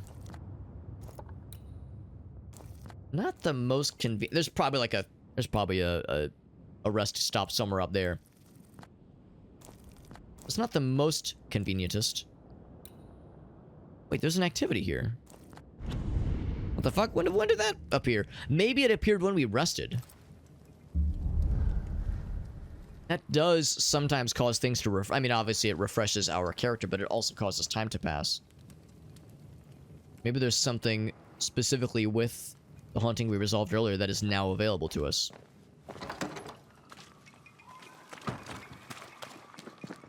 Back to the baker's house. Wait, was that what it was? It was... That doesn't make sense.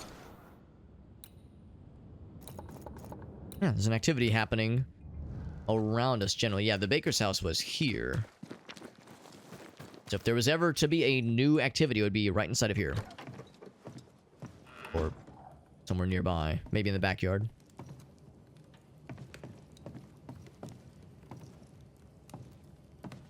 Yeah, maybe it's usually a combat challenge.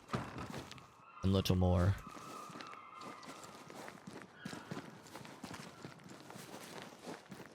And yet, nothing jumps out at me. And honestly, I think we're kind of far off. Oh wait, what if it's under the well? This has gotten me in the past where I'm looking for something and I swear I'm there, and then I check the map and I go, oh right, there's like this underground area as well. It doesn't say that though. Yeah, there's no indication to say if it's. Here, let's do the little highlight thing. Just make sure I'm not losing my shit here. Not losing my mind.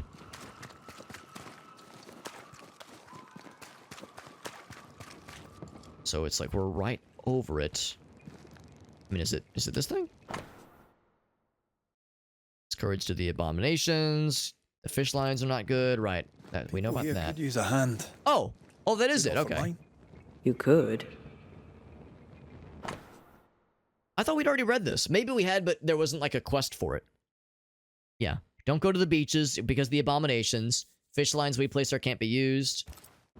So maybe, right, okay, I see what they're saying. They're saying, okay, there's a food shortage. They can't fish around the beach. So we should go there and cleanse whatever evil has taken up post there.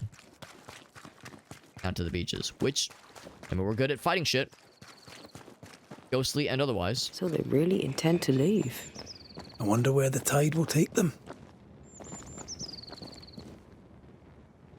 Just referring to the boats that I guess are down there, but I can't really see all that well. Yeah, I guess as long as we get to the beach, doesn't really matter how we get there. There's a bit of a roundabout way, but I think this works just the same.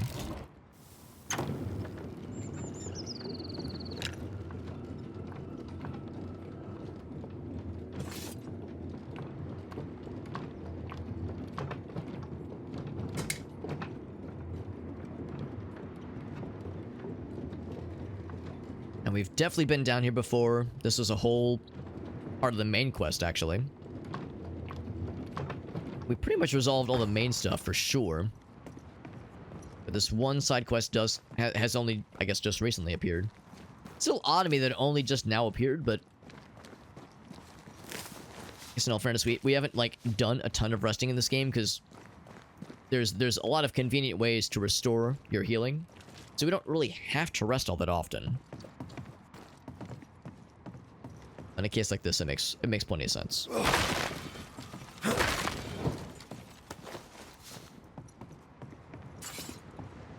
So I'm guessing it's probably over this way. These are probably the fishing lines they were referring to.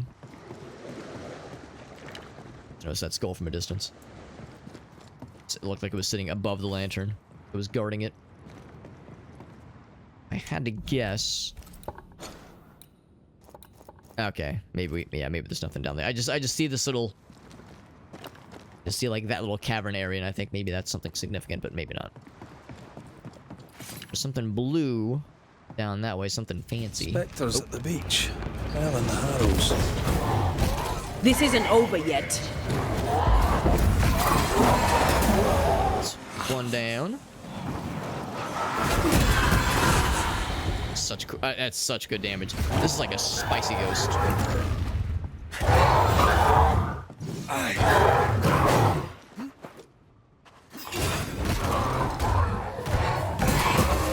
Oh, it turns into a big man. Can't say I'm surprised.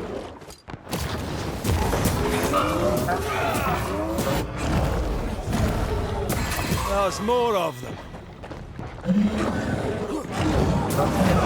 Oh, right, he has multiple attacks when he charges like that. Get out of there! Oh, shit.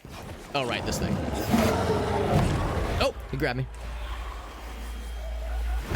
There we go. Got there that time. Reinforcements! This thing's doing the slurps.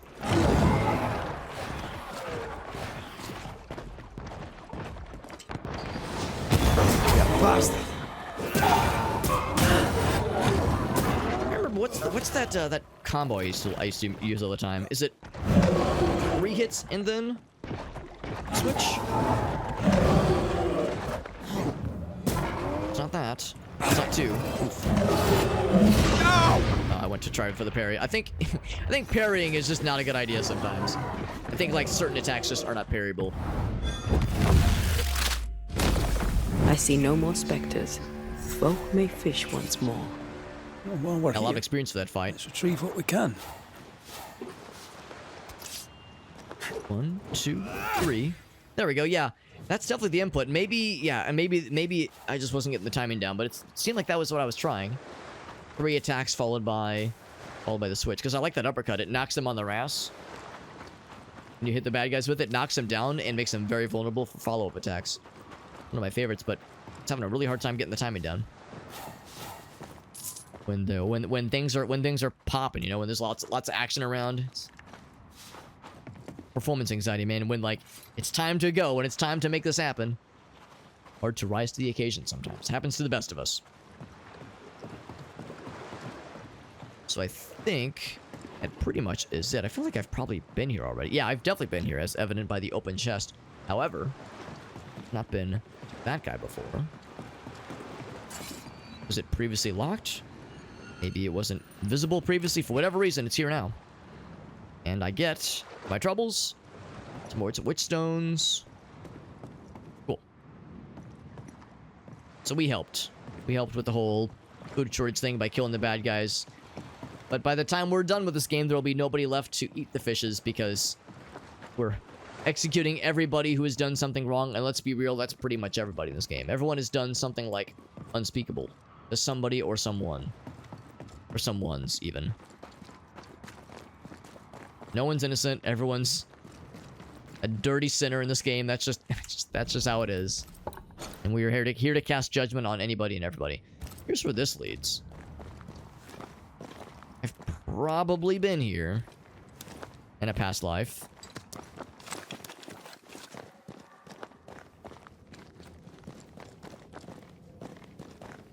Question is, will I recognize it?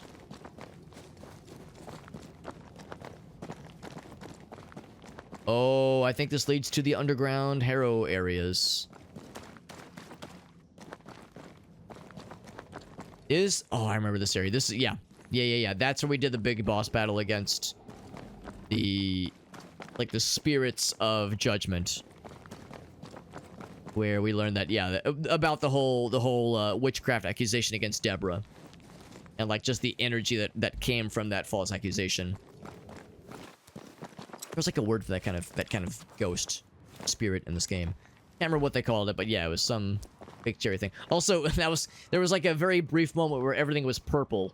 I think there was like a little bit of a loading zone that we got to see for just a brief moment there. That's okay. I don't mind. I don't mind a little peek behind the Iron Curtain. Or Iron Curtain? No. A peek behind the mysterious red curtain. Iron Curtain. That's what they called the situation with the Soviet Union, the Cold War, I think. Iron Curtain. Get my curtains mixed up. Alright, so we'll go back to the fireplace then. Rest station. I guess this is the easiest way to do so.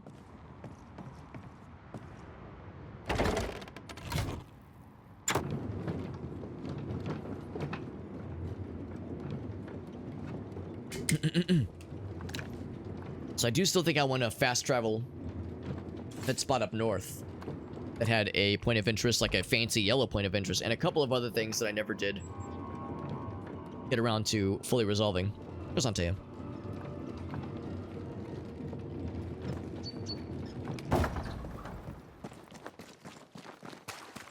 There we go. That point of interest been knocked, or that activity. Yeah, it seems like the activities are more often than not focused more on combat, which is fine.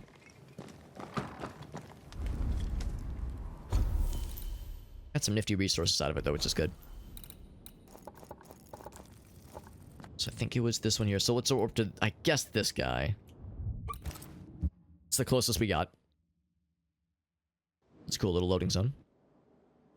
Or loading picture, that is.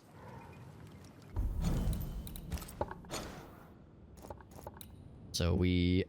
Actually, I wonder if we have the ability to open this. If it's somewhat nearby, I mean, it's not too far out of our way. I'd be curious to see if we could crack this open. I think what we'll probably do is we'll resolve this stuff up here.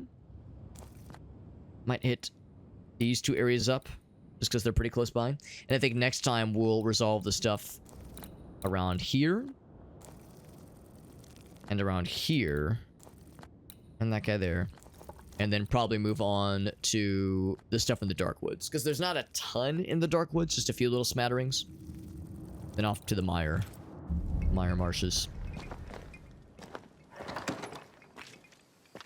But yeah, first and foremost, this thing. Going this way. It's on the map. I'm trying to remember if they would even say if you don't have the ability to unlock it. Because right now with... What? Where? You.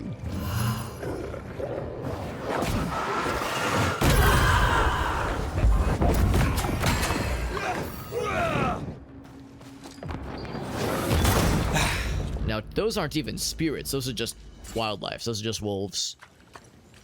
No specters or anything there. But anyway, yeah. Since, like those those spectral webs, we do not have the ability to disperse those. And the game straight up tells us that we don't have the ability to disperse them. So I'm thinking that the game would probably say, yeah, you can't open this chest. Probably. On the other side of here. Ooh, that is a bit out of the way. Let's fuck it. We've come this far. It's gonna be on the other side, top, I think. The Gibbs chest. What's the name of the brothers? Last name of the brothers in the Bee Gees? Barry Gibbs. If we listen closely. Hear some Bee Gees bangers. Gibbs reserves, which we already have. Again, I guess I think there's like a slight bug where those little, yep, yep, where those little chests repopulate.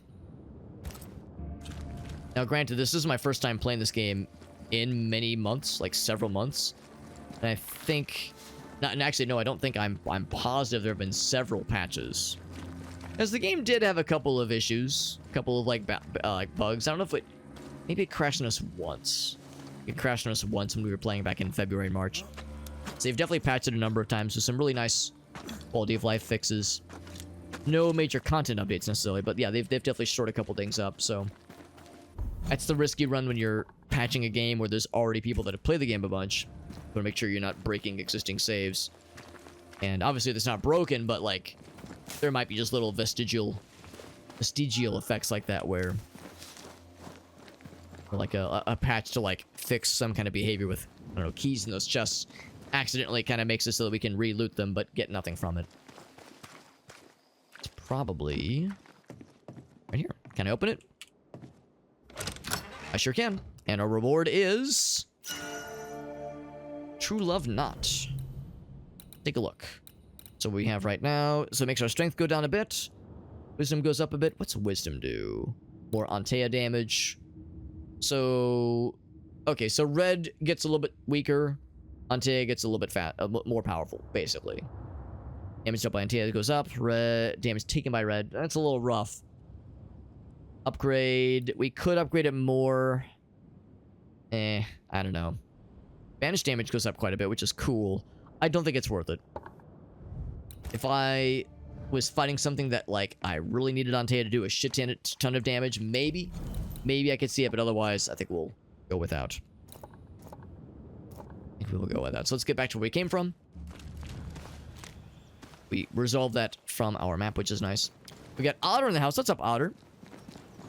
That's right, because, I'll show you, because we got an outfit for Red earlier called Cur attire, and I was like, isn't that like an uncouth thing to call somebody? And not just that, but it is a very traditional kilt-esque Scottish garb, which is pretty cool. But right now we're using this one just because I like the stats on this one a little bit more. And I was like, yeah, isn't that like a bad thing? You don't want to be like being a cur is not a dignified expression, right? Yeah, we were delving into the definition. Yeah, it's not a compliment, yeah. But that's the thing, because it's spelled differently. K versus C. Yeah, Celtic. Yeah, that makes sense. Yeah, maybe not Scottish specifically, but yeah, it's very... something Celt-esque. Of the Celts, if you will. It's good to see you, though, Otter. I know you said just waking up. It is early for you, and also quite late for me, which means we will be wrapping up in a bit. Certainly in a bit, just because it is getting up there. I think if we just keep going this way, we take a left. It's gotten late. Now, I'm allowed to be a little bit degen tonight because I have off work this week. Not for any one major reason. I'm off work because I am just getting close to maxing out my PTO, so I'm just... You know how it is, right? Your PTO is nearing the maximum amount you can bank before it tops out, so you gotta use it or lose it. Might as well burn that shit. So I'm burning some shit this week. So we be burning it and playing some video games and having a good old time. But yeah, unfortunately, I need to maintain some semblance of normalcy. I can't just be a complete degenerate. I have to be like only a partial degenerate, so I'm not going to be staying up till 5 a.m. tonight playing video games, much as I would like to, in all fairness. It's not, the thought had not crossed my mind.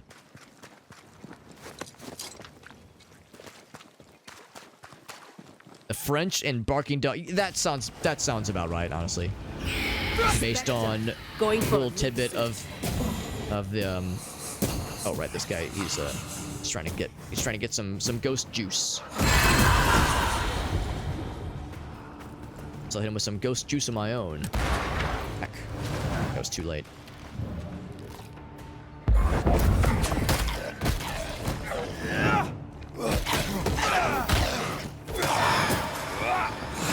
I used to count Enough. That was enough. bills on one hand. Yeah, given like, yeah, what was described about the phrase and its origins, talking shit on the French and or dogs, being analogous to like mongrels makes the most sense.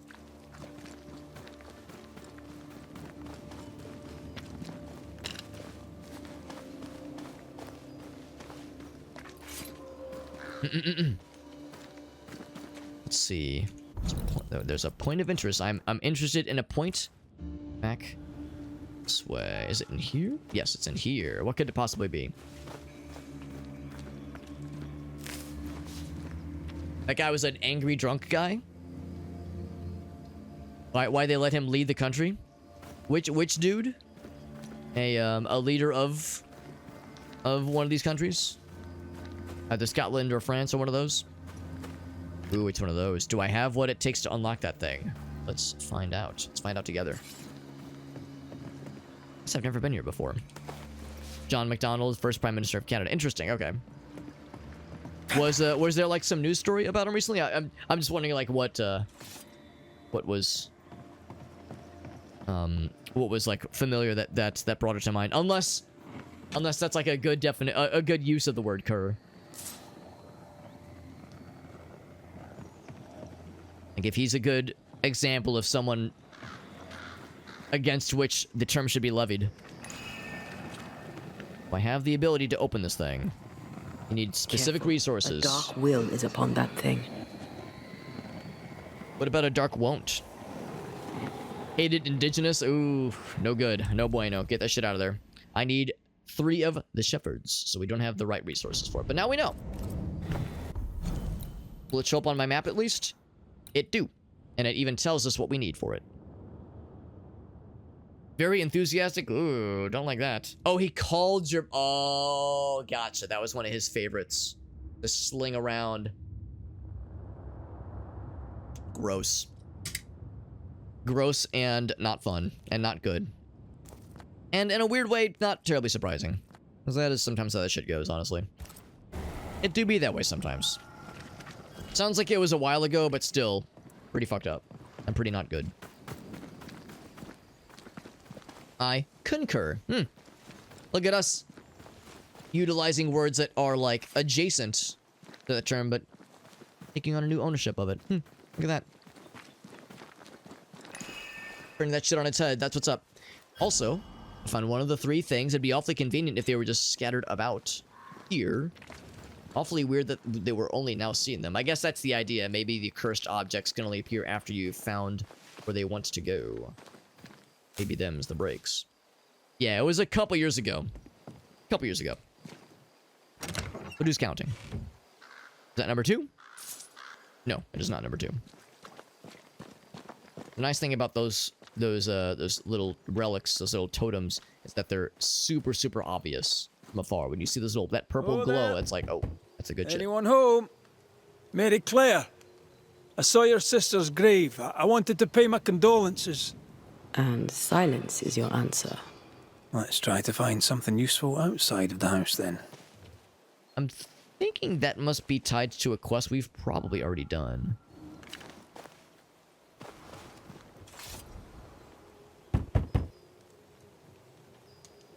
Let me alone now. Is she in there? Hold on. I'm curious. That map. Haunting cases.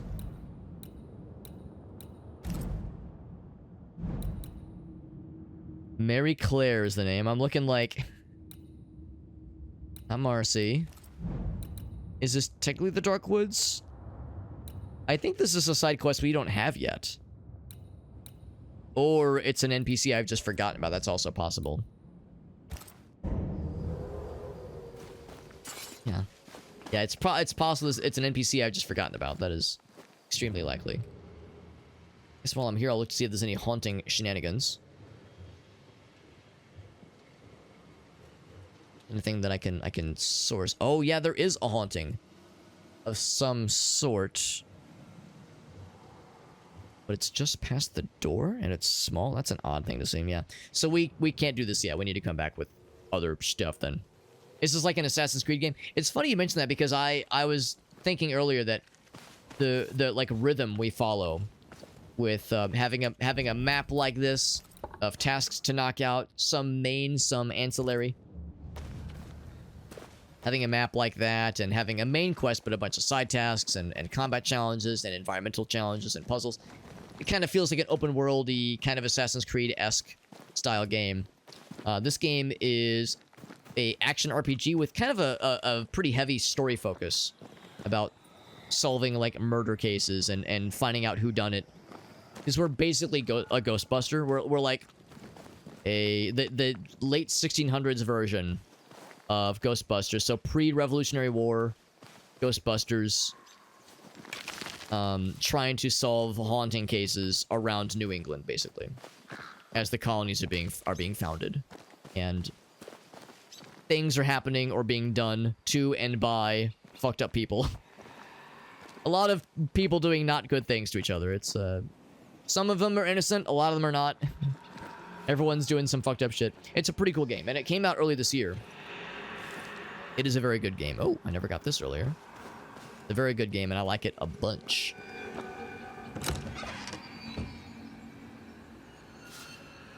Actually played it quite a bit when it first came out, but never did finish it. It is one of many games I like to come back and knock that shit out. It's Shepherd number 2. And also, there was a ghost thing. Our hand glinted. Glinted in the moonlight. And by moonlight, I mean broad daylight. I think it was just telling us about the witch's words inscribed on the walls. I don't think there's anything of substance. Oh, except there's fellers. Can I shoot that? Oh, I can't shoot it right now. Okay, never mind. I think I used to count my wolf kills on one hand. That uppercut, love that uppercut move. Love that shit. I think we don't really fight just plain old wolves in this game much nowadays. Kind of gone past that point and have gone more into... There we go. Gone more into, you know, zombies and ghosts and shit like that. Not as much in desperate wildlife. Bad stuff happening in colonies? I know, right? I know. Perish the thought. Yeah, and this is like also around the time of like witchcraft trials and shit like that. So there's also like innocent people being accused of fuckery and being burned at the stake for it. Yeah, lots of that kind of stuff. And us trying to detangle those messes and accuse those who've you know, wronged others and acting accordingly. So much of it involves since they're called Banishers, we're these like Ghostbuster characters who are extremely knowledgeable when it comes to like sensing, like knowing the symptoms of a haunting and knowing how to suss it out. And so much of the time it's somebody feeling scorned, you know, somebody feeling upsetty spaghetti. All right, we've already looked here, I think. Just go. Yeah, Mary Claire is still in there, I guess.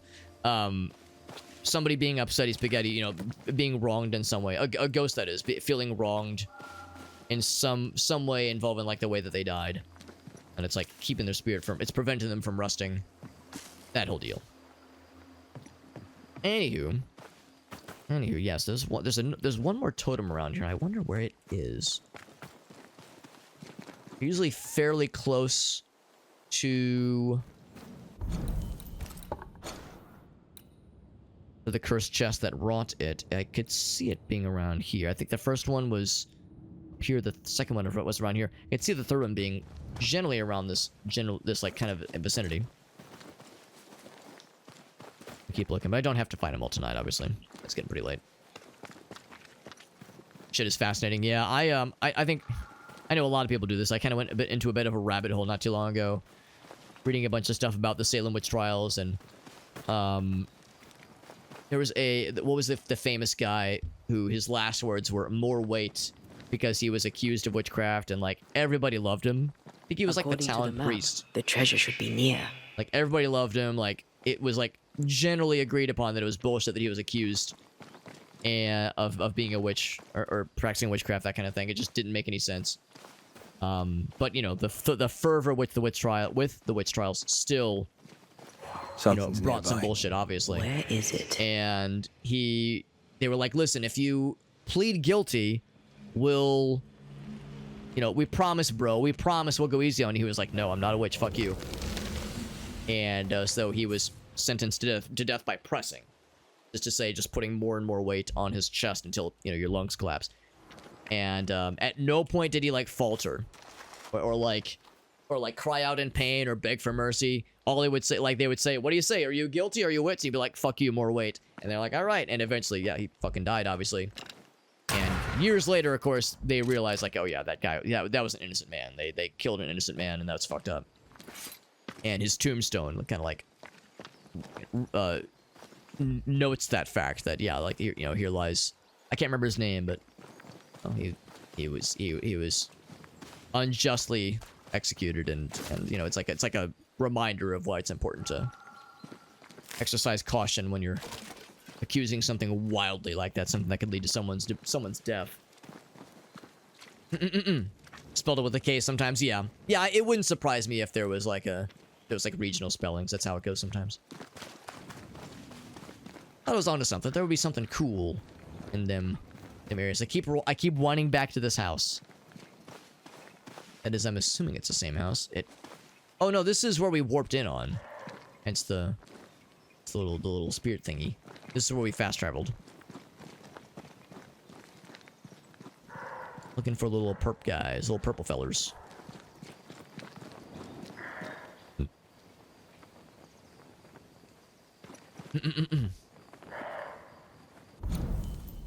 That last one is like we're all over the place. Just these little areas down here. It could mean mountain or heron. Interesting. So it is not just a regional spelling. It could have actual different meanings. There you go. Words having wildly differing meanings based on spelling or regional dialects. Shit is wild. But not that wild. I'm gonna, before I jump down here. Oh. Did that have the goods? Probably not. These rarely have anything fancy. In fact, it has... I was gonna say, is it nothing? Nah, just some basic stuff. It'd be really cool if there was something really neat down here, but I'm not gonna get my hopes up. I'm up there. I will... You know what? Yeah, I will jump up there real quick. Find that last totem. Then I'll feel pleased. Then I will feel complete. Of course, we've been here before, obviously. In fact, I think this was involved with the haunting of Hugh and Marcy. So it yeah, I mean, we could explore the length of this place, but I do not think it would bring anything new. Just go back. That's okay. I was hoping to find that last totem. These things can be really well hidden. I do feel like we've maybe gone a little bit outside the realm of... outside, like, the proximity of where these kinds of things would be placed. That doesn't sound right. I feel like we're kind of far away now. Yeah, because the curse just is here. I don't know, I was kind of thinking, like, this general vicinity was a maybe.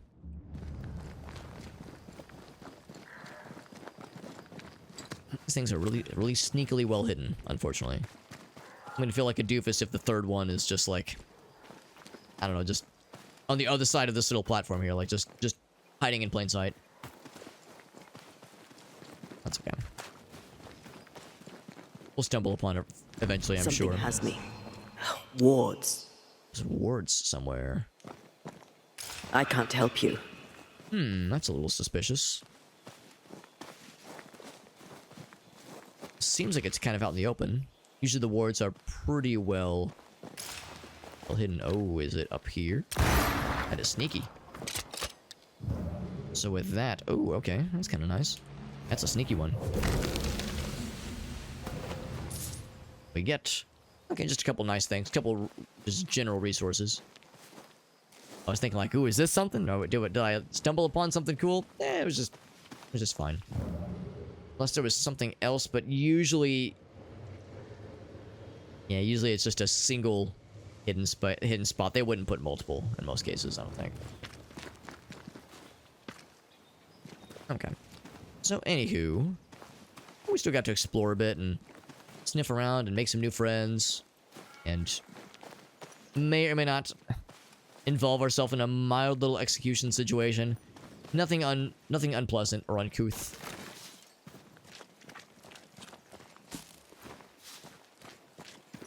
And this is not the same house, just so I'm clear. It is not the same house, but I can't even go in. I can't even knock. I saw that telltale purple hue. I was like, no way. No way, it's just right there. No, it's not. But that would be very funny if it was. It's weird, because we've definitely explored this area previously, so it's odd that those things don't... oh my god, it's down here. Wow. Because, yeah, we came from this direction, so... well, actually, did we? Because there's resources here. We found it.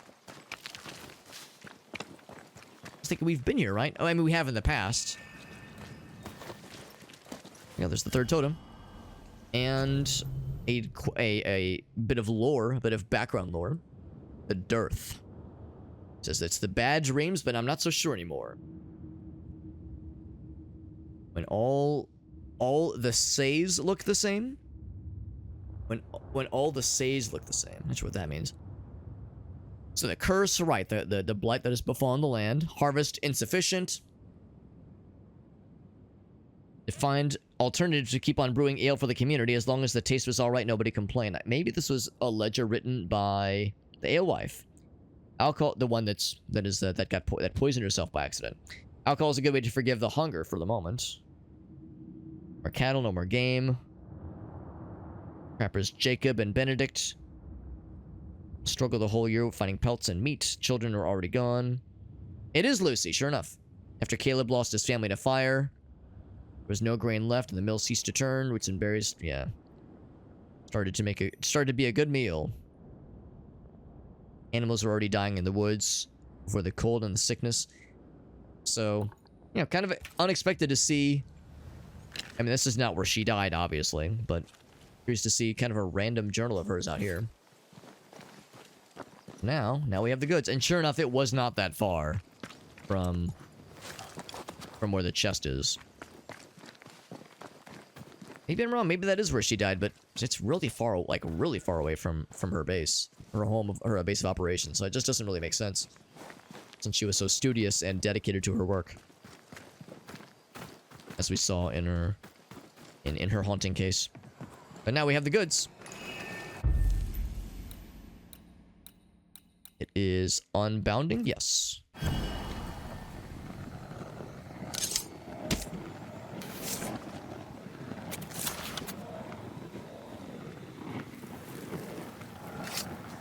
You are set. Did I do good? What's my prize? I hope it's a unicorn. I hope it's a pony like I've always dreamed. Survey says... new gun. Although we have a pretty good gun already. Safeguard.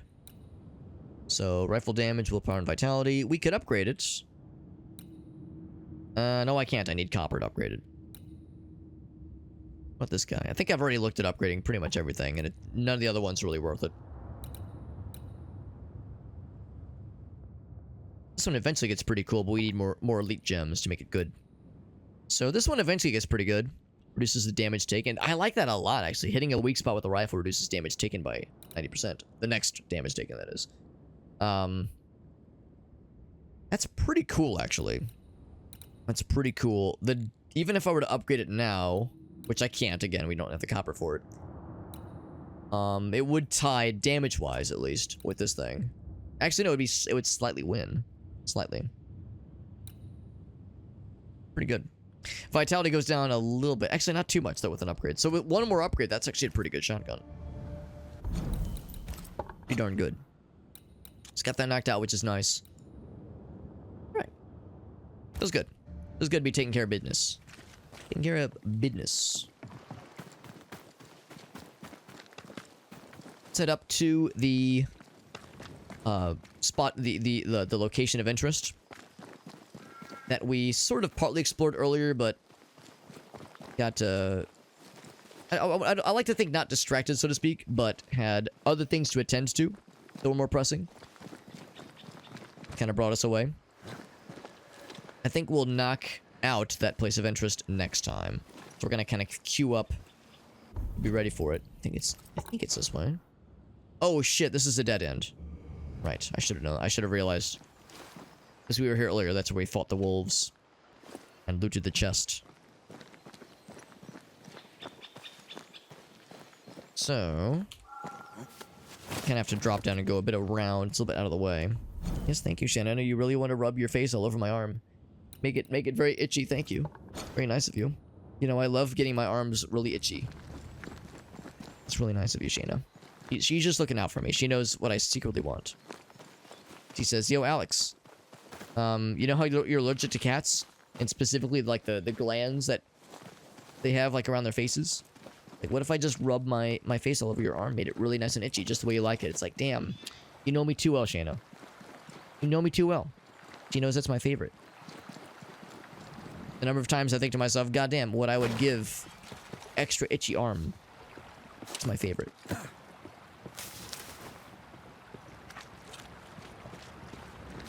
Hiya.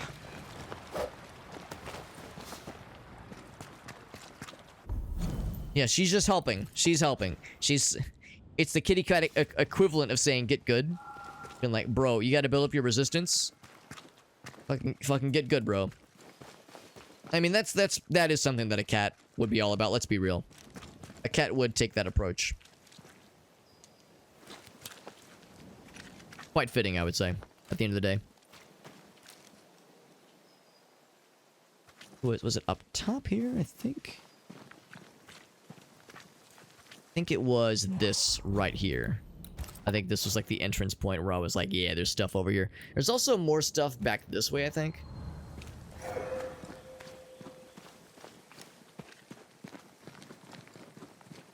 I don't want to drop down if I can help it, but there was like a few other things that caught my eye earlier.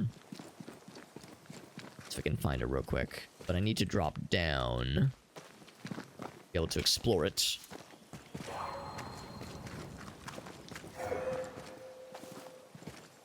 Can I not jump down? I cannot drop down from here. Slightly inconvenient. Can reduce with normal exposure. Well, that's the thing. I've been, you know, Gracie and I've been married for about a year and a half now.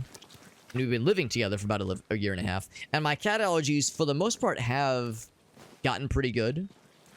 Because I used to, if I was just, like, in her house, for longer than a couple of hours, I'd get, like, big sneezy and, like, big runny nose, and it was very unpleasant.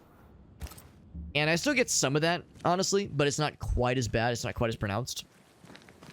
So it's definitely better, but it definitely topped out. Like, my improvingness with the cat allergy exposure, it got better, or at least less bad. It got less bad. But then after a certain point, it was like, all right, that's as good as it gets. And it's kind of where it stayed for about a year and some change now. And the big one, it's two of them, really. It's that Oh, bad guys. One less to worry about.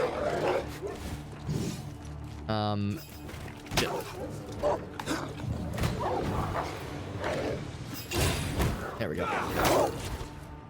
It's that, yeah, so it's that, like, if I touch my face or my eyes after touching the kitty cats, then yeah, I get, like, big itchy eyes, like, big itchy face, which I don't want. And the other one, of course, is, yeah, the gland juice getting on my skin makes it crazy itchy. And that seems to just be that's just how it's going to be, obviously.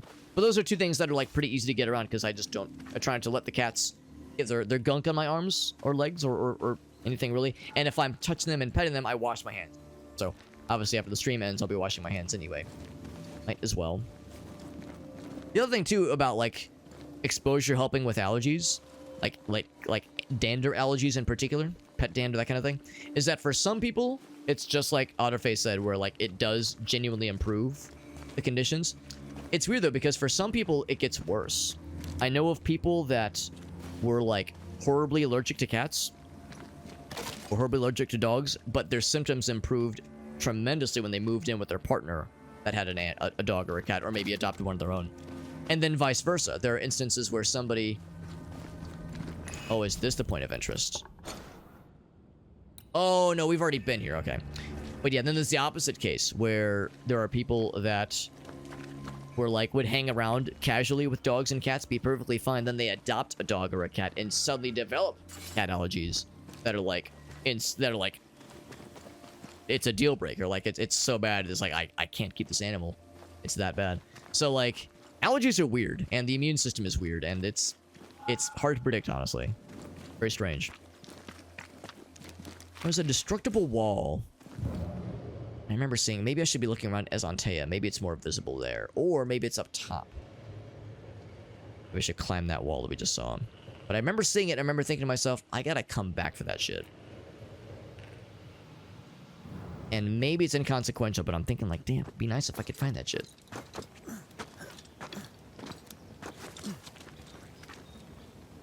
And that kind of response, yeah. The first year sucked trying to, like, get that familiarity, that level of exposure. I can see that shit. I can see that shit. Just gotta get them gains, man. Get them gains. Yeah. Yeah. No guarantees, though. No guarantees. Just, yeah, we do what we can. And, find situations, that work for ourselves. Like I said, kind of having a system that allows me to... The heart's yours. With, like, The roots are pretty mine. good... with pretty good frequency, pretty good, like, predictability, allow me to, work around having the allergies, but it's not, like, unlivable. I'm not miserable. So, not too shabby. Here we go. Here's the spot I knew was You're on here. your Oh, but own. there's a ward. Oh, there's still the ward. I thought I fucking broke that shit. We killed a ward, but not the ward, apparently. Still something over this way, then.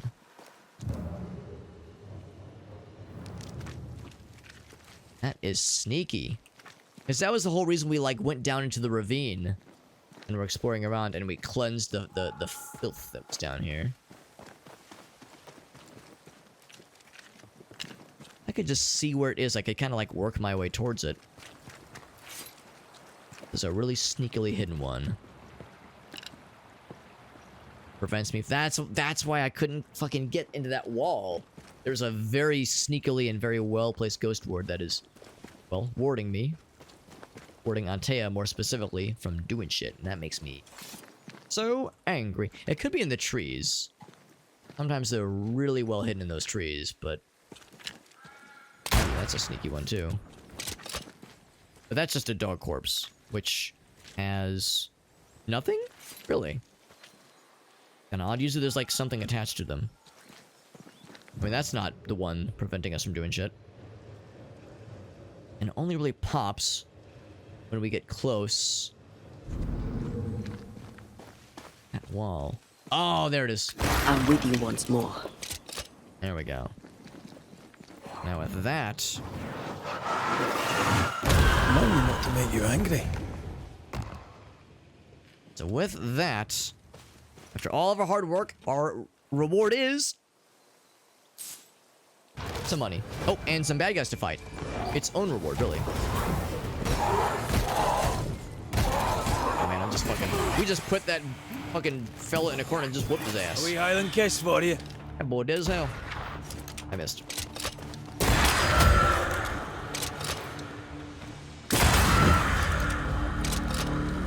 Didn't even give him a chance. We just kind of kept him in a corner and just wailed on his ass. So that makes me feel better. Yeah, I was like, I knew there was something. And it was something we couldn't get to, and there was a ward blocking it. I just assumed we'd already taken out the ward, because we did kill the one that was down into the ravine, but that was not the one. Yeah, the reward is the experience of getting to fight the bad guy, and of course, the satisfaction of a job well done, which is something you really cannot quantify. But you can sort of quantify it with achievements. And, you know, number go up, and I checked off a thing on the map, and I feel accomplished now. Like that, you can sort of quantify that. That being said, friends, this is a good stopping point, though. Because like I said, there is some mysterious point of interest over here. I'm fairly sure I've been here before. And if I have, I would have been here through some kind of, like, cavern area to travel through over on this side. Somewhere there's, like, an entrance, I guess, here. But maybe not. Maybe I've never been here. It's very well possible this is an area that I haven't explored very well. Given that there's a shiny point of interest. Shiny... it's not always a haunting case, but it is frequently, like, good. It's frequently good, but it's not necessarily a main quest, but it's definitely, like, worthwhile. So we'll check that out next time. You might have heard me say there's a couple of things to knock out over here. A couple of chests to open. Another couple of various points of interest. Some combat challenges. So we'll knock that out as well. I can't do that one, unfortunately. And we'll also knock this out. This will be the big one. Another haunting case over on this side. That'll be nice. So we'll knock out those 3 next time. So basically, just kind of wrap up with the Harrows, really. There's really not much else in the Harrows for us beyond those kind of last couple of items. So the Harrows will be donezo, barring any other things that, you know, drag us back kicking, screaming. This is technically part of the mire. So yeah, so what I'd probably do after that is then head back to the Dark Woods. There's a very small handful of things to follow up with. This, I think, would take, like, probably just a few minutes. It's because I remember this creeping ivy. It's an obvious dead end, so probably just a treasure chest there. These two would take a little bit longer, a haunting case, and also a number of things back in the original, Hunter's Camp. You'd probably knock that out. And then onto the Mire Marshes, which will bring us to the main quest. So there we go. There we go, friends. Do a little save action. Little save action. Put a little bread, or not a little bread, a little bit dirt under the pillow for the dirt man. Before he takes me down to his lair deep under the mountain. There we go. Do a little save action. And that is the game. That is the game for now, my friends. When I say next time, by the way, I think I mean tomorrow. I think we should be able to stream tomorrow. No guarantees. Although it is my off week, like I said, I'll be doing stuff tomorrow during the day. I'll be a responsible boy, taking care of business, knocking out chores, just stuff that's been kind of piling up, things I need to take care of. Again, the things that are easier to do during the day on a weekday anyway. So that's good. This was good. This was a fun stream, and we had again big, like, shocking number of raids. Honestly, we had at the very, very start of the stream, we had, who was it? It was Kubos, right? Kubos raided, and then Alina raided in very quick order. And then Cersei, and then Johnson. Yeah, we had so many raids, man. It was super nice. Make sure I'm not missing anybody. Make sure I didn't drop anyone to thank. But it was super nice. Cause yeah, Cersei, Johnson, yeah. We had like 4 raids now, which is super cool. We had, of course, the fun MS Paint challenge. All good stuff. But thank you, friends, for being here.